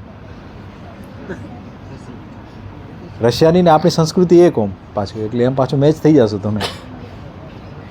આફ્રિકા જવું છે એટલે બધે છે, બરાબર ને. ઊંધા આવે માણસો એ અલગ પાછા. હું પાછો તેથી ઊંધો આવ્યો છું. આફ્રિકામાં મારો જન્મ છે, બરાબર ને, મેં તમને વાત કરી ને. અને ત્યાંથી પાછું અહીંયા આવ્યો છું. હવે પછી મને પાછું જવું નથી. કોઈ બધી દિવસે સાંભળ્યું કોઈ ઊંધો વિઝા અહીંયાનું ખપે એવું, ઇન્ડિયાનો વિઝા જોઈએ એવું ઓછા જોયા છે તમે. એટલે કે ને આ બિલકુલ આમ મગજનો ખસકેલો હોય ને એવું ટાઈપનું. પણ એક વસ્તુ મેં જોઈ અહીંયા, કેટલા ઋતુ છે ઇન્ડિયામાં? 6. કેટલા ઋતુ? 6. અને અમેરિકામાં જાઓ તો ગણવાના ખાલી 2 કે 3 જ છે. એમાં અડધો વર્ષ તો તમને ઘરમાં જ રહેવું પડે. શું કારણે? બરફ જ પડતો હોય. તમે જાઓ કેનેડામાં જાઓ, ટોરોન્ટોમાં અત્યારે ભૂકા કાઢી નાખે તમારા. માઇનસ કેટલા હશે? 2, 4, 5, 10 ડિગ્રી હોય માઇનસમાં. ખાલી તમે આમ હાથ કાઢો ને બારે તો આમ ઓલા વિડીયો જોશે ને, ગ્લાસમાં પાણી ભર્યું હોય પછી આમ દરવાજો ખોલશે ને બારે ફેંકશે તો શું બનીએ? બરફ બનીએ. બરફ પડે પાછો નીચે, એટલી ઠંડી. અને આપણે પછી ત્યાં જાય છીએ કે આમ ના, આપણે કેનેડામાં ગયા હતા, ટોરોન્ટો, વેન્કુવર છે, એવા કંઈક જાતના દેશો છે ત્યાં. સિટી છે. ઓસ્ટ્રેલિયા છે, અમેરિકા છે, યુરોપ છે. યુરોપમાં કેટલા બધા છે. ગામડે ગામડે આપણે જેટલું કામ કરી શકશું ને અને કેટલા સક્ષમ થઈ શકશું. આ ટોપિક હવે જરાક ફિલોસોફિકલ થાય છે, તમને સાયન્સ આમાં નહીં સમજાય, પણ ફિલોસોફી તમારી ક્લિયર હશે ને તો તમને મજા આવશે. ક્યાં પણ રહેશો તો સમૃદ્ધ થવું હોય ને, સમૃદ્ધ એટલે મારા પાસે છે એટલું ઇનફ છે, એ માનસિકતા ઉપર ડિપેન્ડ છે. આપણે જ્યારે સ્ટ્રોંગ હોય ને, આપણા બિલીફ સિસ્ટમ ઉપર, આપણે પ્રકૃતિને જાણી લીધું, એના લોસ જાણી લીધા હોય, પછી આપણે એની વ્યવસ્થા જાણી લીધું હોય, દરરોજ દિવસ બને છે ને આથમે છે શેના કારણે છે, આપણે જાણી લીધું કે આપણું શું કામ છે. મારું એકલું જ કામ છે દહીંને બધાને લેક્ચર આપું કવિતામાં. અત્યારે હું સાંજે સૂઈ જઈશ, આજે એકલો નિરાતે સૂઈ જઈશ કે મારા સામે કેટલા 50-100 છોકરાઓ છે, એને મને દિલથી સાંભળો એટલે મારું કામ આજનું પૂરું. બીજો દિવસ બીજે દિવસે. ખ્યાલ આવ્યો? અત્યારે હું આ મારું લગભગ 6થું લેક્ચર છે. હું આ જ કામ કરું અને દિલથી મજા આવે. એવું નહીં કે આ જબરદસ્તી છે કે કાંઈ પણ. અને ગિફ્ટ ઇકોનોમીમાં કશું જ હું પૈસા જ નથી લેતો આના. પણ એક વસ્તુ છે કે આ નીડ ઓફ ધી આવર છે, જેને કહીને આ વસ્તુ આપણે અત્યારે નહીં કરીએ. આપણે જો બિઝનેસ, કાલના બિઝનેસ જો ખોલીને જો પ્રકૃતિને ખરાબ કરશે એવા બિઝનેસ ખોલશું, આપણે જો હવાને ખરાબ કરી રહ્યા છીએ અત્યારે, કઈ નામ જ કન્ટિન્યુ કરશું, પાણીને ખરાબ કરી રહ્યા છીએ. હવા ક્યાં શુદ્ધ છે? સિટીમાં હવા શુદ્ધ છે? પાણી ક્યાં શુદ્ધ છે? ગામડામાં કે સિટીમાં? હા, ગામડામાં કે સિટીમાં પાણી? ગામડામાં. ખોરાક ક્યાં શુદ્ધ છે? ગામડામાં. હવા ક્યાં શુદ્ધ છે? આપણે ક્યાં જવું છે? બોલી ગયા છે હવે. એટલે હવે આપણે ચેક કરવું પડશે કોણ પાછું સિટીમાં આવે છે, કોણ મુંબઈ જાય છે, કોણ દિલ્હી જાય છે. આમ ટ્રેન ભરાય નહીં ને એકદમ માણસો કચરાઈને આમ હાલા જાય છે. આમ તમે જો તો એક વખત ટ્રેનનો વિડીયો, મુંબઈ ટ્રેન લખવાની, મુંબઈ લોકલ ટ્રેન. શું લખવાનું? Mumbai local train. કેટલા ટ્રેન હાંજ થાય એટલે ટ્રેનમાં ભરાય છે આમ. એમાં ખાસ કરીને આપણો જીવ અધર થઈ આમ. લેડીઝ લોકોએ પણ એનામ જ આમ ભરાઈને આખી ટ્રેન જાય અને હું વાટ ન જોઈ શકે બીજી ટ્રેન આવતી જોઈએ પાછળ. તોય આમ ઘેટા બકરાથી વર્સ્ટ લાઈફસ્ટાઈલ છે. બાય ચાન્સ તમે જોવાની ખાલી જસ્ટ તમને અંદાજ આવે કે શું વાત કરી રહ્યો છું હું. પ્રકૃતિના નિયમોને આપણે સમજીને કાંઈ પણ જગ્યાએ સમૃદ્ધ રહીને આપણે બની શકીએ. એક વ્યક્તિ એક વસ્તુને આપણે સમજી ગયા, ઓર્ગેનિક ફાર્મિંગ કેમ કરવું, હું અત્યારે એક સ્ટાર્ટઅપ કરું છું મારું પોતાનું. એમાં હું ખેડૂતને ગોતું છું કે ઓર્ગેનિક ફાર્મિંગ કોણ કરે છે, અને એ લોકો સાથે ફિલોસોફિકલ વાત કરીને આપણે સમજાવીએ છીએ કે ના તમે ખેતી કરો, અમે તમારો માલ વેચશું. બરાબર. હવે તમે એમ કહેશો કે આપણે તો રાસાયણિક ખેતી કરીશું, તો રાસાયણિક ખેતીમાં અમે તમારો 5 વર્ષમાં જમીન ઉતરી જશે, અને તમે છાણિયાના ખાતરનું તમે ખેતી કરશો તો તમારી જમીન ચડતી ને ચડતી જશે. બરાબર ને? કેમ ચડતી ને ચડતી જાય? છાણિયા ખાતરમાં શું છે? પૌષ્ટિક તત્વો છે, માઇક્રોન્યુટ્રિયન્ટ્સ છે. એના સિવાય શું છે? ઘાસ. શું છે? ઘાસ શું છે? હાલો, ઘાસ છે. એમ છાણિયા ખાતરમાં ઘાસ હોય એટલે શું? આપણે વાત કરી સવારના ફોટોસિન્થેસિસ. ફોટોસિન્થેસિસમાં શું બને છે? કાર્બન ડાયોક્સાઇડ હવામાંથી લઈ અને એને સનલાઇટમાં સિન્થેસિસ કરીને ઓક્સિજન ફેંકી દે છે. વધે છે શું? કાર્બન વધે છે. કાર્બન વધે છે એટલે ઘાસમાં કાર્બન રહ્યો. ઘાસમાં કાર્બન રહ્યો એટલે જમીનમાં કાર્બન જાય છે. કાર્બન જે છે એ સૌથી કોમ્બાઇન થાય છે બધી વસ્તુ સાથે. કાર્બનના જે એટમ્સ છે ને એના એવું મોલિક્યુલર સ્ટ્રક્ચર છે કે કાંઈ પણ વસ્તુ સાથે કમ્બાઈન થઈ જાય છે ઇઝીલી. એટલે કાર્બન તત્વ તમારા જમીનમાં વધારતું જાય તો એ છાણિયું ખાતર છે. બરાબર. ઓર્ગેનિક કમ્પોસ્ટિંગ પણ કરો તો એ પણ ચાલે, પણ આ વસ્તુ તમે 50%થી વધારે ખેડૂત છે એટલે મારું લેક્ચર એ પ્રમાણે છે. મેં સ્કીપ કરી નાખ્યા અમુક સ્લાઇડ. અને તમે કાર્બન વધારતા જાઓ તમારી જમીનમાં, તમારી વાડીમાં કે તમારી જે કાંઈ હોય, તો તમને પ્રૂફ હું પોતે તમને બતાવું પિક્ચર એના. સરગવા આપણે ઘરે ઉગે છે આટલો લાંબો, કેટલો, અને 2-3 કિલો રોજ ઉતરે એક ઝાડમાંથી. એક ઝાડમાંથી 2-3 કિલો ઉતરે. આપણે કહે કે આપણે હવે શું કરવું પડશે? આ બીજાને બાંટવું પડશે. જ્યારે તમે પ્રકૃતિના નિયમોને સમજીને કાર્ય કરશો તો તમારું જે કામ છે એ બીજા વ્યક્તિઓ સાથે કમ્બાઈન થવાનું થશે, જોડાણ થશે. ખ્યાલ આવ્યો? આપણે પ્રેમની વાત કરી નથી કરી? આપણા આજુબાજુમાં જે રહેતા હોય ત્યાં માણસો આપણા સાથે રહેતા હોય દુષ્ટ ભાવ અને તિરસ્કારથી રહેતા હોય તો મજા આવે કે પ્રેમ ભાવથી રહેતા હોય તો મજા આવે? આપણા ઘરમાં કોક આવીને બાજુમાંથી ઉચકીને કચરો નાખે આપણા ઘરમાં, તિરસ્કારો. આપણા ઘરમાં કોક આવીને કોક ગાઢ દઈ જાય, 2-3 બોનસની ગાઢ એકબીજી પાછળથી દઈ જાય. ઇંગ્લિશમાં બોનસ દઈએ. બરાબર. તો એ નામ જીવું છે કે શાંતિથી નમસ્કાર, હલો, ગુડ મોર્નિંગ એ નામ જીવું છે? ખ્યાલ આવે હું શું કહું છું? તો સમૃદ્ધનું એક છે કારણ, એ નિયમોને સમજીને કાંઈ પણ કરશું તો આપણા પાસે પ્રોડક્ટ્સ ને સર્વિસીસ પણ વધતી જશે. ખ્યાલ આવ્યો? અને આપણે પણ સમૃદ્ધ થતા જશું. બરાબર ને? 2 કિલો રોજ ઉતરે એટલે આપણે ક્યાંક ને ક્યાંક આપણે એને ઉપયોગ કરવાના, આપણે આજુબાજુમાં દેવાના. આજુબાજુમાં દેશો એટલે આપણે આજુબાજુવાળા ફ્રેન્ડ સર્કલમાં આવી જશે. પ્રકૃતિમાં એક વસ્તુ જે છે એ સાયક્લિસિટીમાં ગોઠવાયેલી છે એટલે તમે પોતે સુખ, શાંતિ અને સંતોષથી જીવી શકો. બરાબર. હવે હું કન્ક્લુડ કરું છું, આપણા પાસે બહુ ટાઈમ નથી.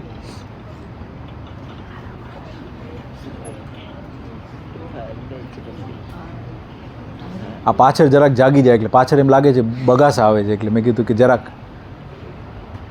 Main did not learn to resolve the conflict. પહેલાં શું કરતા હતા આપણે?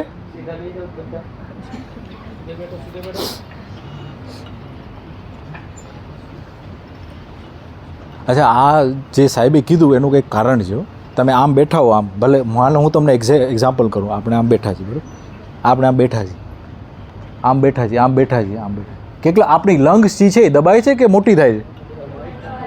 આમ બેઠા છીએ, આમ બેઠા છીએ, આમ ગોટો વળીને દબાઈ જાય છે. બરાબર. અને પછી આપણે આમ બેઠા છીએ, આમ બેઠા વ્યવસ્થિત. આપણે આ છાતીને આમ ફૂલાવીને આમ બારે કાઢીને બેઠા હોય તો 30% કેટલું? 30% વોલ્યુમેટ્રિક વોલ્યુમ, તમારું લંગ્સનું કેપેસિટી જે 30% વધી જાય. એટલે 30% દહીંનો થોડોક મસાલો વધારે ઓક્સિજન મળશે.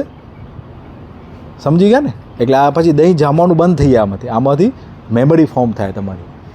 જ્યારે તમે આમ બેઠા હો ને ત્યારે ઓક્સિજન ન મળે એટલે આમાં દહીં થવાનું ચાલુ થાય. ખબર પડી? એટલે એને ન થવા માટે ઓક્સિજન ફૂલ 30%. ખ્યાલ આવ્યો? ડીપ બ્રેથ, ડાયાફ્રેમિક બ્રિથિંગ કહેવાય ને, ડાયાફ્રેમ યુઝ કરવાનું તમે. એટલે તમારું ટોટલી અંદર જ જાય. ને કે પછી સાહેબ આવ્યા કે ના આવ્યા, બગાસો આવ્યો, બીજું કંઈ ના આવ્યું. ખ્યાલ આવ્યો? ઓકે. પહેલાં આપણે આ કરતા હતા કોન્ફ્લિક્ટ, લાકડા અને પાણા અને લાકડીથી મારતા હતા એકબીજાને. પછી શું કર્યું આપણે?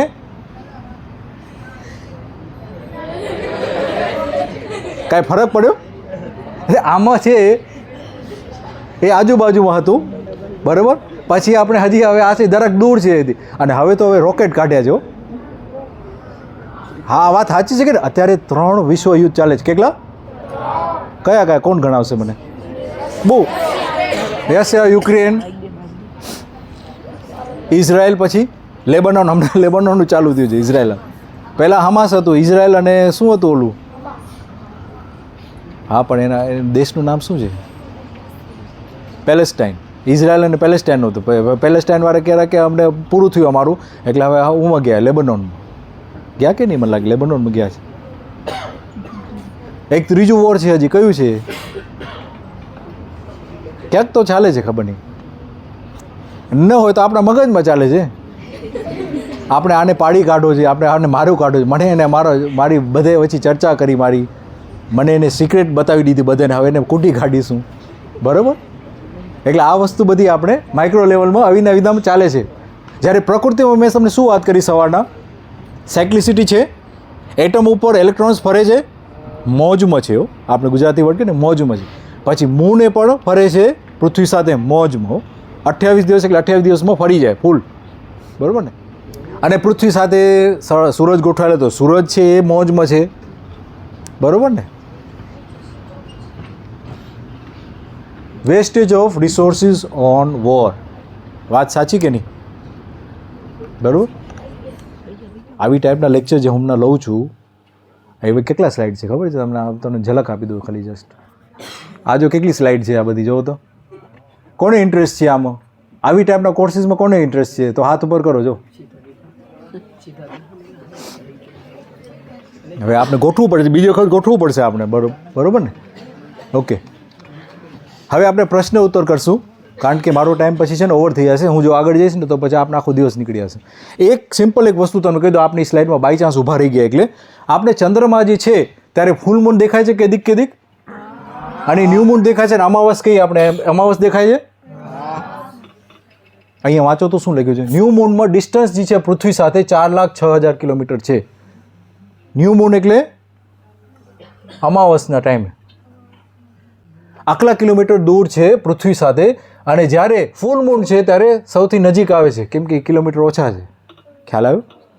ફૂલ મૂન છે ત્યારે નજીક આવે છે ચંદ્રમાં, આપણા પૃથ્વીના નજીક આવે છે. 3,55,000 કિલોમીટર આવે છે બાજુમાં.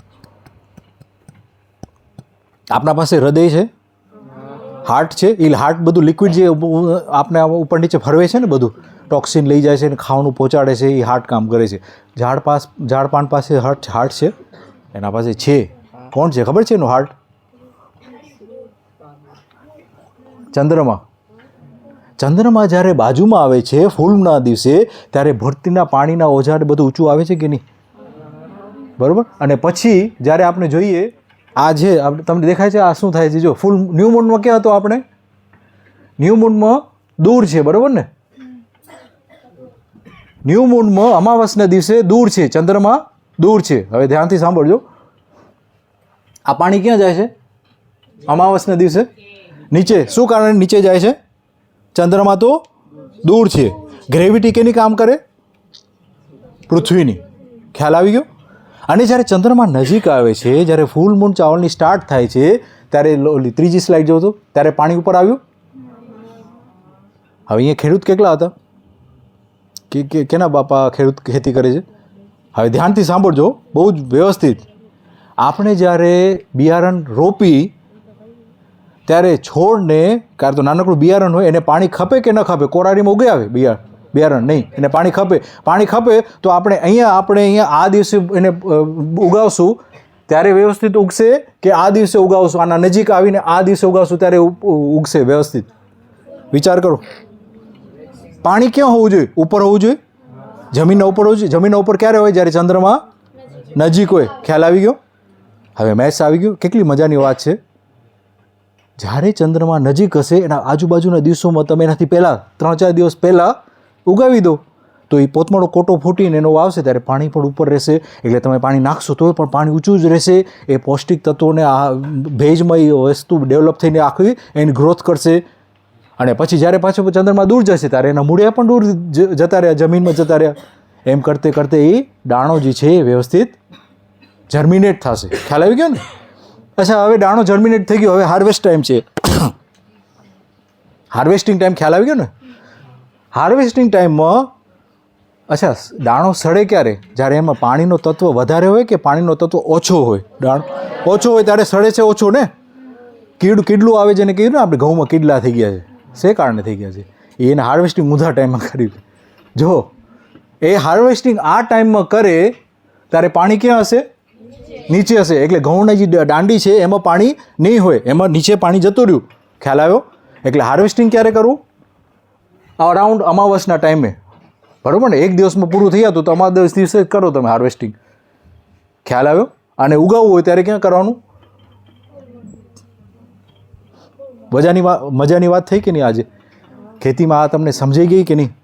ખાલી ચંદ્રમાને દેખીને જોઈ શકે તમને. સાયક્લિસિટી છે, સાયકલ છે એનું, કે એનું મૂનનું કે સાયકલ છે, આ તમને ખ્યાલ છે. આમથી આમ સાયકલ જાય છે. મૂનના ફેઝ છે ને આમ ઊંધા ફરે છે, આમથી આમ. એટલે તમે એને ફોલો કરી શકો. તમે ગૂગલમાં નાખો ને ટુડેઝ મૂન ફેઝ તો તમને આજે મળી જશે કે ક્યાં શું છે મૂનનો ફેઝ. ખ્યાલ આવી ગયો ને? ઓકે, હવે પ્રશ્ન આન્સર. યસ, માઇકમાં બોલજો એટલે શું રેકોર્ડિંગ થાય એનું. ધરતી ઉપર ઓક્સિજન વધી જાય તો શું થાય? ઓક્સિજન વધી જાય તો શું થાય? Okay, very good. ઓક્સિજન વધી જાય તો શું થાય? બરોબર ને?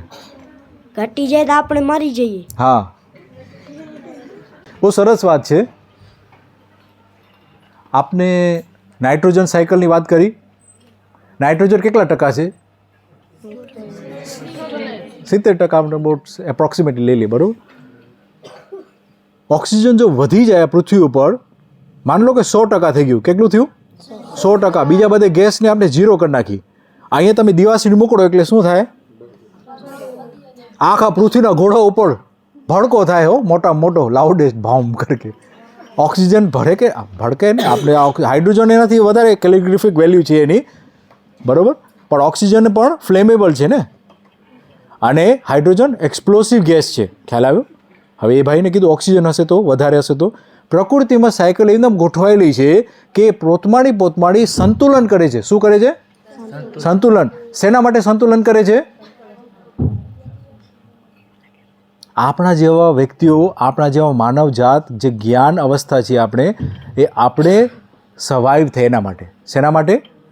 આપણા સર્વાઈવલ માટે. ડાયનોસોર અત્યારે જીવત હત તો આપણે એ રીતે શાંતિથી એ બેસી શક્યા હતા? આપણે એક વસ્તુ થઈ છે પ્રકૃતિમાં, એક સાયકલ છે એ ગોઠવાયેલી છે.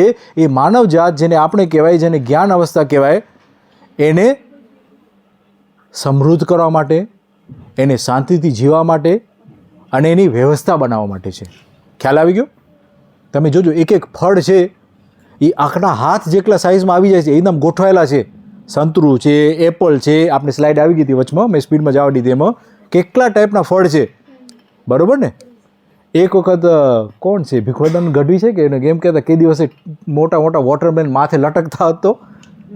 5-5 કિલોના વોટરમેલન જો માથે લટકતા હતો, તૂટે ત્યારે માથે ઉપર મસ્ત મજાનું બેસી જાય ક્રાઉન. તરબૂચનું શું થાય? આપણું તો ગયું, તરબૂચનું જી થાય એ. ખ્યાલ આવ્યો? એટલે મોટી વસ્તુ છે, ફળ છે, એ બધે નીચે ગોઠવેલા છે. નાના ફળ છે એ બધે લાગેલા છે. અને ત્યાં સુધી કે જ્યારે આંબો, આપણે જોયા છે, આપણે વાડી કરી હોય તો એને ખ્યાલ હશે, આંબો જ્યારે પાકે છે ત્યારે ડાળ નીચે જમીનમાં ઝૂકીને આંબો તે મૂકી દે છે. થાય છે કે નહીં? અને જ્યારે આંબો જ્યારે કાચો હોય ત્યારે એની ડાળી એટલી ટાઈટલી પકડી રાખતી હોય એને, આંબાને ખરવા ન દે એને. એ તમે વિચાર કરો, કેટલી વસ્તુ એટલી નાનકડી ડાળમાંથી જાતી હોય એની અંદર. અને આંબો કેટલો હોય? રાઈ જેવો હોય. જ્યારે ફૂલ આવે ત્યારે રાઈ જેવો થાય, પહેલાં દેખાય આપણે, અને પછી અવડો મોટો 300 ગ્રામનો આંબો થાય કે નહીં? કેવી વ્યવસ્થા છે પ્રકૃતિ ગોઠવેલી. અને આપણે ફેક્ટરીઓ મૂકી અહીંયા ત્યારે હવાને ખેંચી લઈ, પાણીને ખેંચી લઈ. ફેક્ટરીઓ જ્યારે ક્યાં પણ મૂકે ત્યારે પહેલાં પાઇપની લાઈન ગોતે આવી, મોટી પાઇપની લાઈન ખેંચી આવે, પછી પાઇપની લાઈનની આખું વ્યવસ્થા બનાવે, ફેક્ટરી બનાવે, પછી વેસ્ટેજ એટલું જ કરે. પાછું કરી છે કે નહીં આપણે? એટલે ખાસ કરીને આ જે શિક્ષામાં જોડાશે આપણા વિદ્યાર્થીઓ, એ આ વસ્તુ ધ્યાન રાખશે. પ્રકૃતિમાં જેટલી સાયકલ છે એ એકલી જ રહેવાની છે, બરાબર ને? આ તમારો આન્સર છે. હવે પ્રકૃતિમાં સાયકલ જે છે એ મેન્ટેન કરવા માટે એકલી જ રાખશે. શેના માટે? વ્યવસ્થા માટે.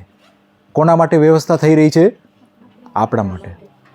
આપણે અત્યારે લાઈવ છે ને, સૌથી ઊંચામાં ઊંચી ઇન્ટેલિજન્ટ સ્પીસીસ કઈ છે? આપણે છીએ.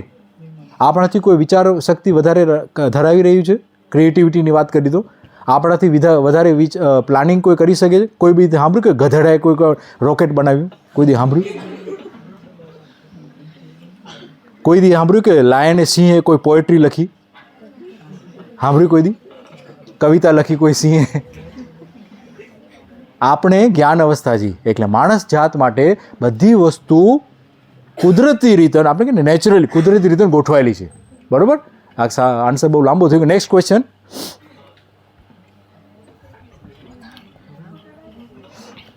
નાઇટ્રોજન ક્યાંથી આવ્યું? નાઇટ્રોજન ક્યાંથી આવ્યું? ઓકે,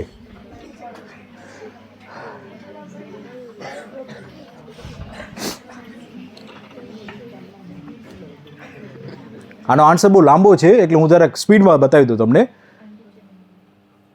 ઘણા બધા સૂર્યો હતા પહેલાં, એ ધ્રસ્ત થઈ ગયા, બ્લાસ્ટ થઈ ગયા, અને એની જે ડસ્ટ હતી એ ડસ્ટ ભેગી થઈને વળી પાછું પ્લાનેટ ફોર્મેશન થાય છે. પ્લાનેટ ફોર્મેશનમાં વચમાં ગેસ આવે છે, પછી એના આજુબાજુમાં પથ્થર ગોઠવાય છે, પથ્થર ગોઠવાઈને પ્રોટો પ્લાનેટ્સ થાય છે. પ્રોટો પ્લાનેટ્સ એટલે નાનકડું પ્લાનેટ, પછી પ્લાનેટ થાય છે.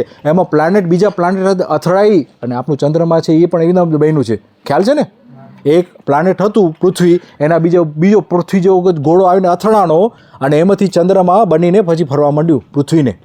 એકદમ થઈને બધું બનતું ગયું. પછી એકદમ કોમિટ્સ આવે છે. અત્યારે ગઈકાલે જે કોમિટ આવી, ખ્યાલ છે તમને? પૃથ્વીના અંદર આવી અને એનું ભૂકો થઈને પછી એનો પાવડર પડી ગયો. તમે જોજો ન્યૂઝમાં, આપણી પૃથ્વી ઉપર એક કોમિટ આવી હતી ગઈકાલે. બરાબર? એ રીતે અલગ અલગ વિવિધ પ્રકારના ગેસો ભેગા થઈને આવે છે અને બનતા જાય છે, અને ગેસ અહીંયા પણ રહેતા જાય છે કરોડો અબજો વર્ષ. આજે મેં તમને પ્રક્રિયા કરીને કરોડો અબજો વર્ષ સુધી ચાલતી રહી અને એમાં પ્લાનેટ ફોર્મ થયો. પ્લાનેટના ગેસના કોમેટ આવતા રહ્યા, પાણીના કોમેટ આવતા રહ્યા, હાઇડ્રોજનના કોમેટ આવતા રહ્યા, એમ કરીને નાઇટ્રોજનના પણ કોમેટ્સ અંતરિક્ષમાંથી આવે છે. બરાબર? અને એવી નામ ગોઠવાતા ગયા કે પ્રકૃતિ વ્યવસ્થા બનાવતી ગઈ, પોતાની રીતે બનાવતી ગઈ. એમાંથી નાઇટ્રોજનને સંગ્રહિત કરીને પહેલાં એસિડના વસાત પડતા કે નહીં?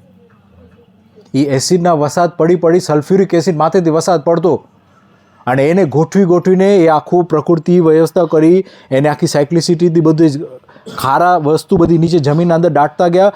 કોન્ટિનેન્ટલ શિફ્ટથી આફ્રિકા જે છે એ બધે ખંડ હતા, એ બધે પહેલાં ભેગા હતા કે નહીં? વાત જોઈ, ખ્યાલ છે ને તમને? હવે એ બધે કોન્ટિનેન્ટલ શિફ્ટ થતા ગયા, વરસાદ થતો ગયો, મોટો કોન્ટિનેન્ટ્સ ઉપર પાણી લેતું નીચે ગયું, હેવી મેટલ્સ નીચે ગયા, સારા મિનરલ્સ બતાવી ઝાડે સંગ્રહિત કરી લીધા લાખો કરોડો વર્ષ સુધી. પછી આપને ઉપર જે મિનરલ્સ છે અત્યારે એ સોલ્યુબલ ફોર્મમાં મિનરલ્સ છે સારા છે. નીચે તમે જાઓ છો ત્યારે ખારા અને ખરાબ મિનરલ્સ છે.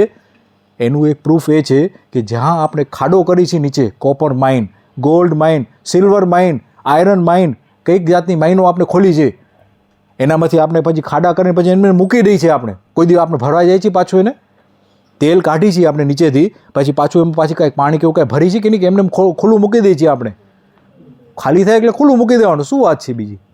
આ તકલીફ છે મેઇન માણસની. એના પાસે બુદ્ધિ તો છે, પણ એ બુદ્ધિ કઈ સ્પીડમાં કઈ જગ્યાએ વાપરવી એ ભૂલી રહ્યો છે. એટલે પ્રકૃતિના સાયકલ છે એ વસ્તુ ખરાબ થઈ રહી છે. પ્રકૃતિમાં ગોઠવાણ જે છે એ વ્યવસ્થા ખરાબ રહી છે. એટલે અગણિત વરસાદ આવી ગયો, અગણિત અમાઉન્ટ ઓફ ટેમ્પરેચર ઇન્ક્રીઝ થશે. સોલાર રેડિયેશન જે તમારું ગેધર થઈ રહ્યું છે, કેના કારણે? કાર્બન જે છે વધી રહ્યું છે. એટલે તમે કેમ સ્વેટર પહેરો એમ કાર્બનનું લેયર વધતું જશે તો શું થશે? 40 ડિગ્રીમાંથી ખ્યાલ આવ્યો? બરાબર? એટલે નાઇટ્રોજન જે છે એ એકદમ એના ઘોડા ફરતા જોઈએ, એના પ્લાનેટ સાથે અથડાઈને પછી ગેસિયસ ફોર્મમાં આવી ગયા ને લાખો કરોડો વર્ષ સુધી આપણે કહે ને આપણે ગુજરાતી ભાષામાં બફાવા માંડ્યું બધું, અને ભેગું બફાઈને ત્યારે આ જે રીતે જોઈ રહ્યા છીએ એ રીતે છે. અને જો 70% ઓછું હોત નાઇટ્રોજન તો આ આખી પૃથ્વીમાં ભડાકો થઈ શકે. એટલે નાઇટ્રોજન ઇઝ અ ફ્લેમ રિટારન્ટ. ફ્લેમને છે એને રોકી રાખે છે. આખી આપણો એક નાનકડો એક આપણે ફ્લિકર જોઈએ છે ને, કે આપણે મીણબત્તી હોય કે એવું કંઈક જોઈએ, એના ઉપર જે ફ્લેમ ડાન્સ કરે છે ને, એ ડાન્સ એટલે જ કરે છે કે એને ઓક્સિજન મળી રહ્યું છે, પણ એને સામે નાઇટ્રોજન દબાવે છે, ઓલાવે છે ને, પણ એને ઓક્સિજન પણ સાથે મળી રહ્યું છે, એને નાઇટ્રોજન દબાવે છે, એટલે એ નામ ડાન્સ કરે છે. જો વધારે ઓક્સિજન હોત ને તો આમાં ડાન્સ કરવા માંડે ને, અને જો 100% હતો તો આખો ભડાકો થઈ ગયો. ખ્યાલ આવ્યો? એટલે નાઇટ્રોજન છે એ ખરેખર ફ્લેમ રિટારન્ટ છે. બરાબર ને? જે 70% છે એ સારી વાત છે ઉલટી. બરાબર? Yes next question.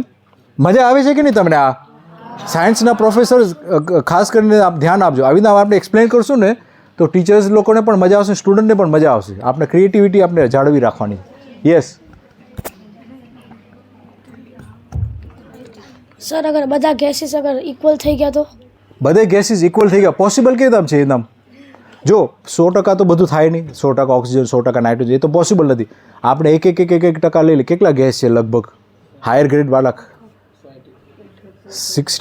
60 લગભગ ગેસ છે. 60 હોય એટલે સમજી લો 60 ડિવાઈડ બાય તમે કરો 100 એટલે લેસ દેન 1% આવે. 1%થી ના સોરી 1.8 કે 1.6% આવે લગભગ બધે ગેસ ભેગા થઈને. 1.6 ઓક્સિજન, 1.6 નાઇટ્રોજન, 1.6 આર્ગોન. તો વ્યવસ્થા એમાં જળવાઈ રહેત? વ્યવસ્થા જળવાઈ રહેત કે નહીં? વિચાર કરો તમે. આપણે તો શ્વાસ જ નહીં લઈ શકત. આપણે 20% જોઈએ કે નહીં? આપણે જ્યારે હિમાલયમાં ચડીએ છીએ કે ઊંચી જગ્યાએ જાય છે ત્યારે આપણે હાંફી છે કે નહીં? તમે જોયા હશે લોકો ઓક્સિજનના બાટલા લઈને ઉપર ફરતા ઉપર ચડે છે, બરાબર ને? તો આપણે 20% જોઈએ છે કે નહીં?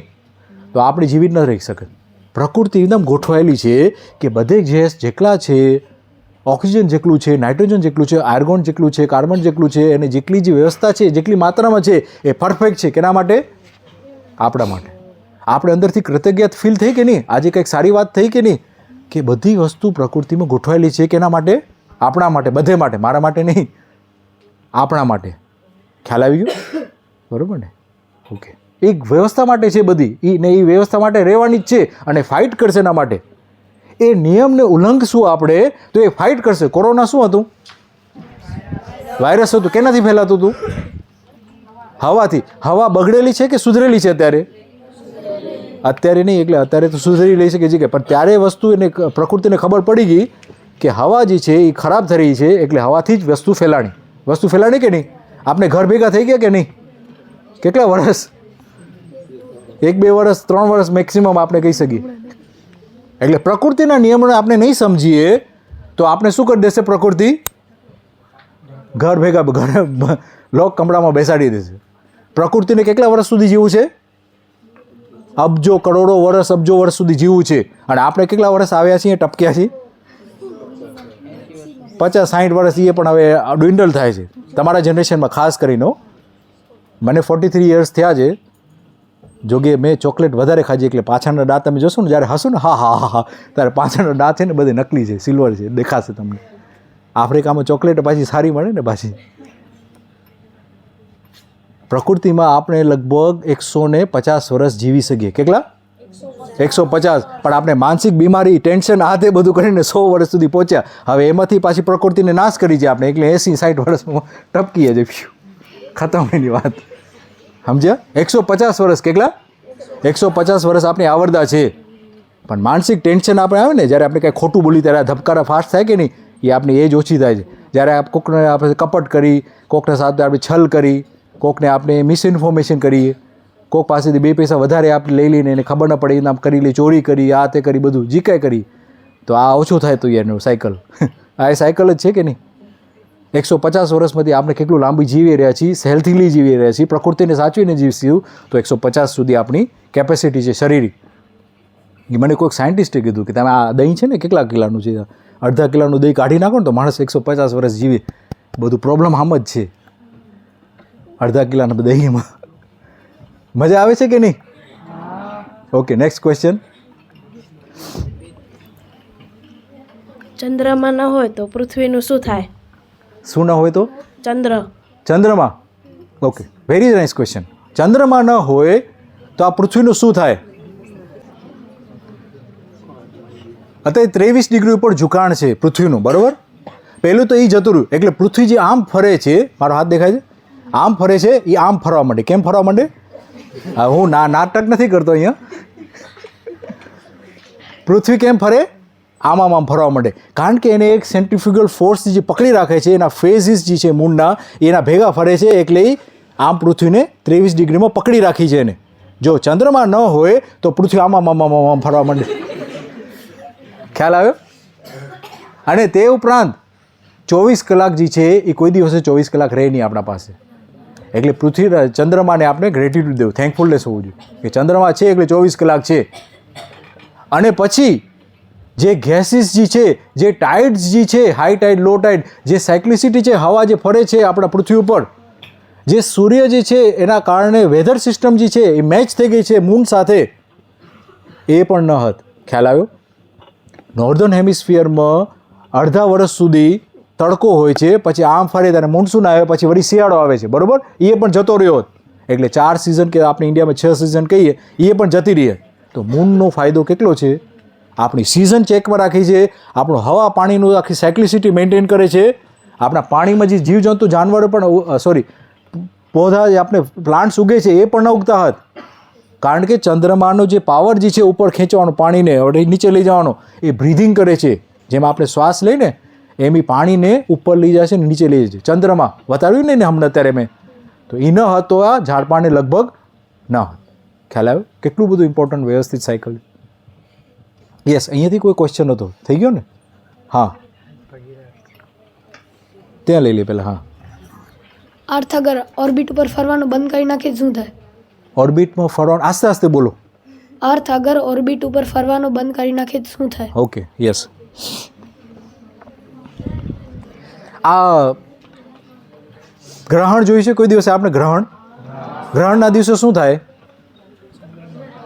ચંદ્રના કિરણો કેટલી સેકન્ડ માટે બંધ થઈ, 1-2 મિનિટ માટે બંધ થઈ ને, ત્યારે આપણે શું કરીએ છીએ એ દિવસે? ગ્રહણ પાડીએ છીએ, એમાં આપણે ખાવાનું ખાઈએ છીએ તે દિવસે, કે આપણે ટાઈમ પછી ખાવાનું પણ નથી કરતા? શે કારણે? જમ્સ વધી જાય, બરાબર ને? જમ્સ વધી જાય. જો 5-10 મિનિટ માટે જો સૂર્યના કિરણો બંધ થઈ જાય અને જમ્સ વધી ગયા, તો પૃથ્વીનો જો ઘોડો જે છે એની ઓર્બિટ ન પકડી રાખે. અચ્છા, એની ઓર્બિટ પકડી રાખે છે એનું કારણ છે ને કે સૂર્યદેવ છે એ એકલું ને એકલું ખેંચી રાખે છે ને એકલું ને એકલું મૂકે છે. મૂકે છે કેના માટે? એ તો સેન્ટ્રીફ્યુગલ ફોર્સથી પોતમાળો ખેંચાય છે બારે, પણ એને પકડી રાખ્યું છે એકલી ગ્રેવિટેશનલ ફોર્સથી. હવે એ પણ તમે કહેશો કે કોને પકડી રાખ્યું છે ને એકલામાં જ કેમ પકડી રાખ્યું છે, કેમ પાછું અથડાતું નથી સૂર્યદેવ સાથે? તો એ પણ વ્યવસ્થા છે. કેના માટે વ્યવસ્થા? માટે આપણા વ્યવસ્થા માટે સૂર્યદેવ એની ઓર્બિટમાં ફરે છે. એનાથી વધારે વિચાર કરવું હોય તો અમુક ગ્રહ છે એ નથી ફરતા, એ અથડાઈને વ્યવસ્થા બનાવવાની કોશિશ કરી રહ્યા છે, બરાબર ને? હવે એક પ્રશ્ન તમને થવો જોઈએ ખરેખર આના પછી જો હું કહું તો, કે એલિયન્સ છે, એની વાત હા છે, એલિયન્સ છે. પૃથ્વી એના જેવા બધે અગણિત પૃથ્વીઓ છે, એ પૃથ્વીઓ આગળ પાછળ હોઈ શકે. એટલે કાં તો અમુક વ્યવસ્થામાં જે છે એમાં આપણે ઓલું સીન જો ને લાકડા લઈને મારવાનું કરતા હતા, એ અમુક સ્થિતિમાં હશે અમુક ગ્રહ, અને બીજા ગ્રહ હશે આનાથી એડવાન્સ સ્ટેજમાં હશે, જે એ લોકો શાંતિથી ચૂપચાપ આપણા પૃથ્વીમાં આવીને આપણે જોઈ રહ્યા છે. એટલે એલિયન્સ ખરેખર હોય છે. મને આ છોકરાઓ ઘણી વખત પૂછે, એટલે હું તમને સામે ત્યાં જવાબ દઉં છું, એલિયન્સ હોય છે. કેમ કે એવી વ્યવસ્થા ગોઠવાઈ રહી છે બધી જગ્યાએ, બધે ગેલેક્સી સિસ્ટમમાં, બધી સોલાર સિસ્ટમમાં બધી આખી ગોઠવાતી જાય. એકદમ સૂર્ય એકલા સાઇઝના હોય છે, પૃથ્વી એકલી સાઇઝની હોય છે, એટલે એકદમ એની ઓર્બિટ પકડી લે છે. શેના માટે? એવા જીવ માટે વ્યવસ્થા બનાવવા માટે. ખ્યાલ આવ્યો? યસ. Next question. એની ઓર્બિટ મૂકે તો પૃથ્વી વ્યવસ્થિતમાં આવી જ ન કહેવાય, પણ આપણે છીએ એટલે આપણી વ્યવસ્થા માટે પૃથ્વી ગોઠવાયેલી છે એની ઓર્બિટમાં. યસ. સર, અગર માઉન્ટેન્સ લગે સનથી તો એ વધારે ઠંડા કેમ હોય? માઉન્ટેન્સ સનથી લગે તો એ ઠંડા કેમ હોય વધારે? ઓકે.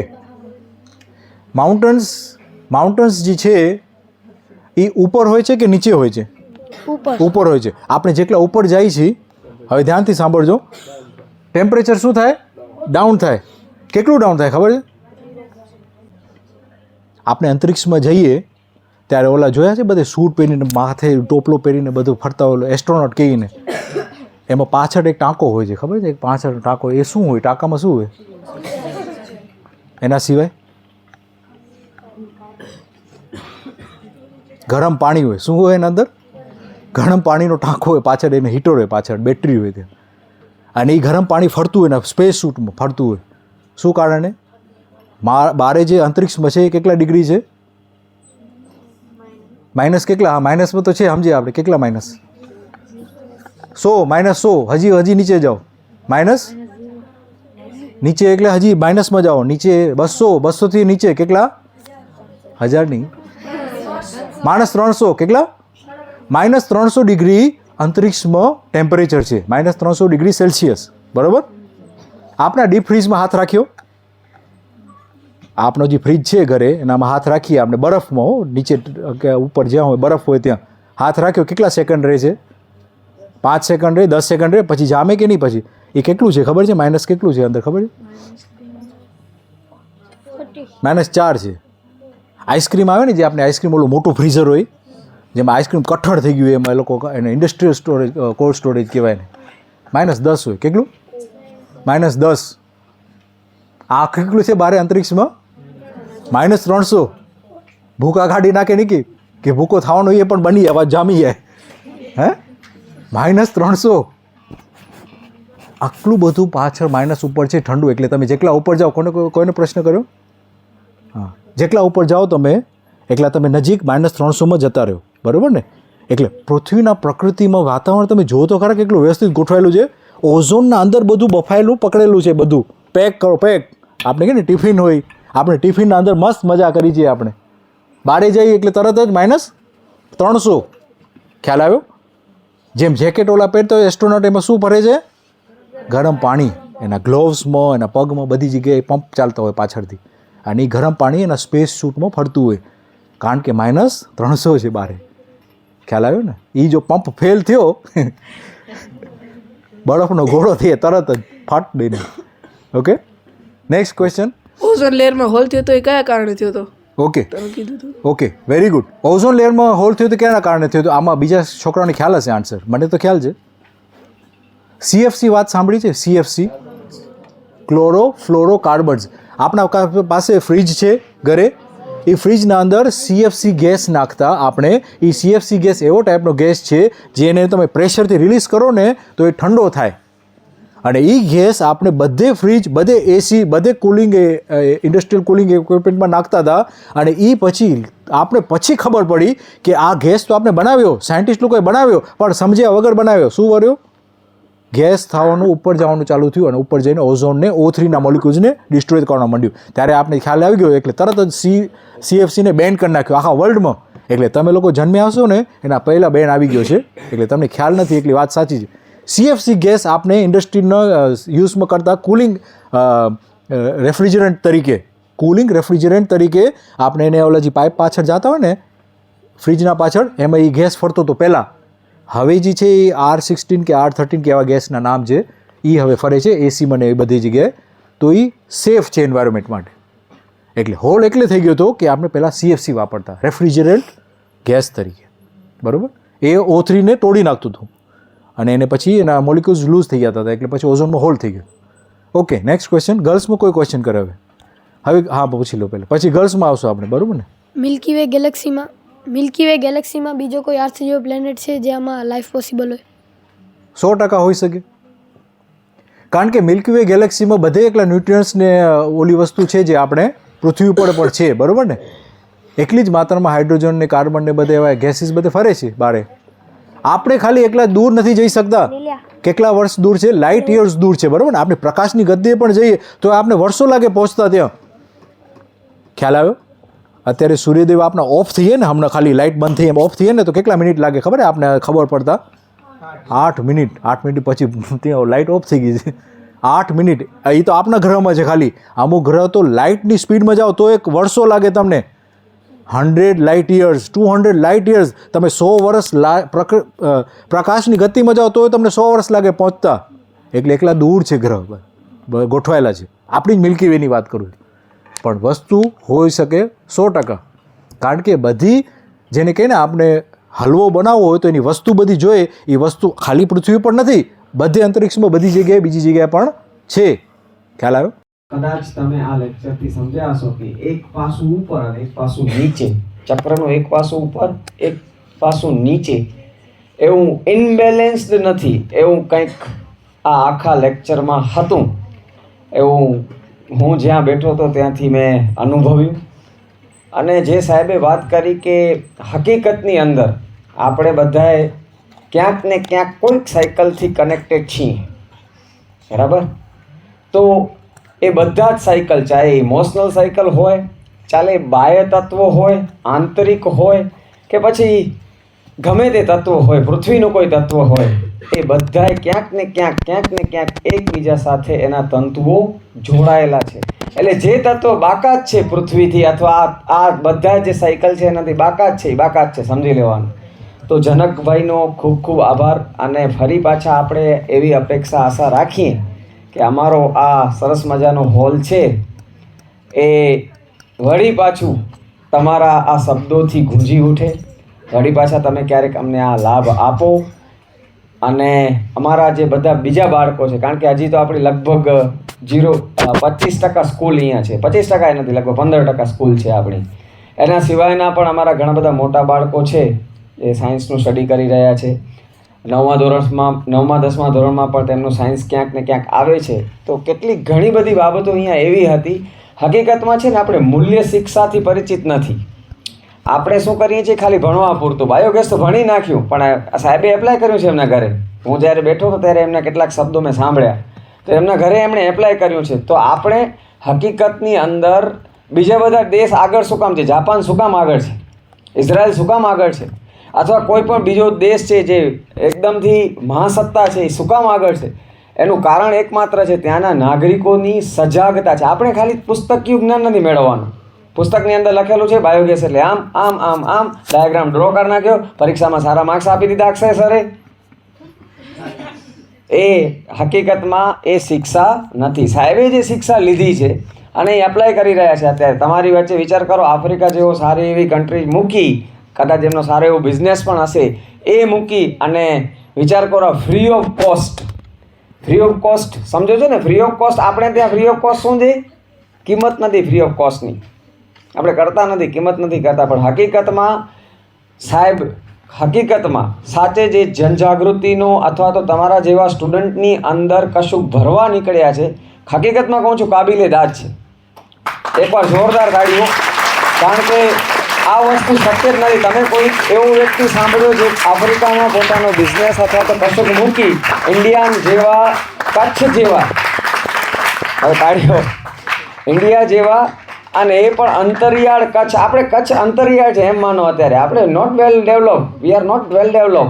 આપણે વેલ ડેવલપ છીએ શેમાં? પ્રકૃતિમાં. એક્યુઆઈ લેવલ ભુજનો સૌથી સારો છે દિલ્હી કરતાં, એમાં આપણે છીએ. બરાબર? એક્યુઆઈ લેવલ સમજો છો? એક્યુઆઈ એટલે શું? Air quality index. This is the very cleanest than the Delhi. Nowadays you have to heard in the news. ન્યૂઝમાં તમે સાંભળતા હશો કે દિલ્હીનું એક્યુઆઈ લેવલ ત્યાં સિગરેટના ધુમાડા જેવું છે. બરાબર? ત્યાં આપણે ચોક્કસપણે છીએ, પણ આપણે વેલ ડેવલપ થવામાં હજી ઘણી બધી વાર છે. ઘણું બધું એજ્યુકેશન લેવાનું બાકી છે. વર્લ્ડની અંદર જે સાંપ્રત પ્રવાહો ચાલી રહ્યા છે તેની સાથે ઘણા બધા કદમ મિલાવવાના હજી ઘણા બાકી છે. એટલે હું તમને એટલે કહું છું કે આપણે હજી ઇન્ટિરિયર પ્લેસ પર છીએ. એટલે ખરેખર જનકભાઈએ જે ધીમે ધીમે આ શરૂઆત કરી છે, હું તો કહું છું આ બધી જ કચ્છની સાહેબ સ્કૂલોમાં તમે જાઓ. મારી તો એવી પ્રાર્થના છે ભગવાન પાસે કે બધા જ આવા 100 સ્ટુડન્ટ તમને રોજ મળે અને રોજ તમે એને કશુંક ને કશુંક આપતા જાઓ. આવી રીતના પ્રકૃતિ વિશે હોય કે પછી આપણા આંતરિક જીવન વિશે હોય, કશીક ને કશીક માહિતી તમે આપતા રહો અને તમારું લાંબુ દીર્ઘાયુ અને સ્વાસ્થ્ય રહે એવી ભગવાન શ્રી સ્વામિનારાયણના ચરણોમાં પ્રાર્થના. હવે હું સાહેબશ્રીને, પંકજ સાહેબને વિનંતી કરું કે આપણા ગુરુકુળ તરફથી આપણે એમને ટોકન ઓફ લવ, ફૂલ નહીં તો ફૂલની પાંખડી આપી અને આપણે એમને આભાર પ્રદર્શિત કરવો છે. સાહેબશ્રી, આપ શ્રી સ્ટેજ પર આવો અને જનક સાહેબ આપ પણ ટોકન ઓફ લવ અમારો સ્વીકારો.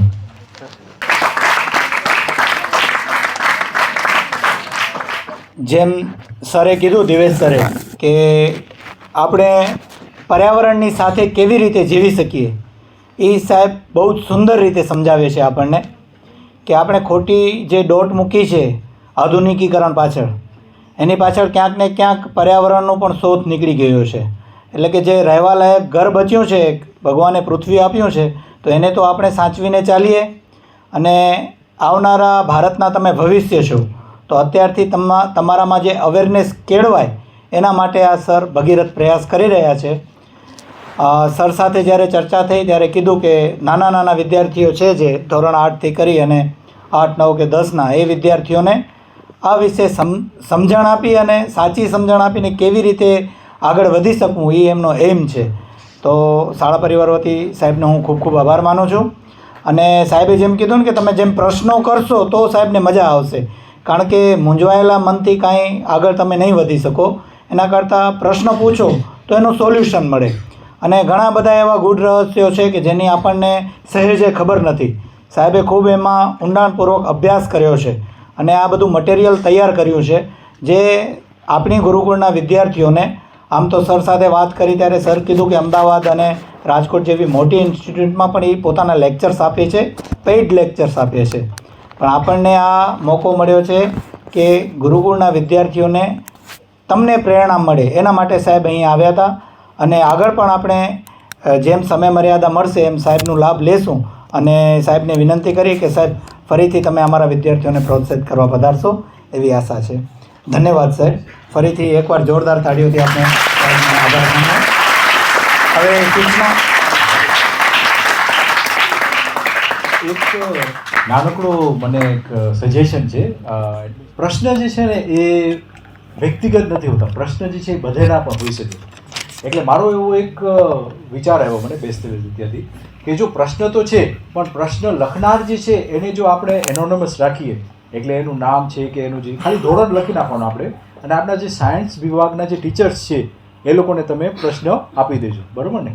અને એ પછી પ્રશ્ન એવો હશે તો વોટ્સઅપ મને સાહેબ મને ફોટો પાડીને મને પહોંચાડી દેશે. એટલે પછી હું મારી રીતે ગોઠવણ કરી કે કેમ એને આન્સર કરવું કે કેમ એની તૈયારી કરવી, તો પછી હું એની તૈયારી કરીશ એ રીતે. એ વાત સારી લાગી કે નહીં બધા સ્ટુડન્ટ્સને? બરાબર. તમે નામ ને કોઈ ન લખો તો કશું વાંધો નહીં, પણ આપણે ત્યાં જર્ની પૂરી કરવાની છે. જર્ની એટલે જે ક્યુરિયસ માઇન્ડ છે, આપણું જે ક્રિએટિવ માઇન્ડ છે એને આપણે દબાવવાનું નથી, એને આપણે ઓપન કરવાનું છે. એના માટે આ એક તક છે, તમને એક ઓપોર્ચ્યુનિટી આપું છું. સામેથી હું એડમિનિસ્ટ્રેટિવ માણસોને પણ કહું છું કે ભેગા થઈ, ટીચર્સ ભેગા થઈ ક્વેશ્ચન લેજો છોકરાઓ પાસે કે આ જનક સર માટે છે. તો મને એમ થશે કે મારા પાસે કંઈક ખોરાક મને ભૂખ્યો ન ગયો હું, એવું લાગશે મને, ખોરાક મળ્યો. બરાબર ને? ખ્યાલ આવ્યો? ચાલો, thank you. Thank you sir. તમને જેમ સૂચના આપવામાં આવે એ રીતે વર્ગખંડમાં જવાનું રહેશે. ધન્યવાદ.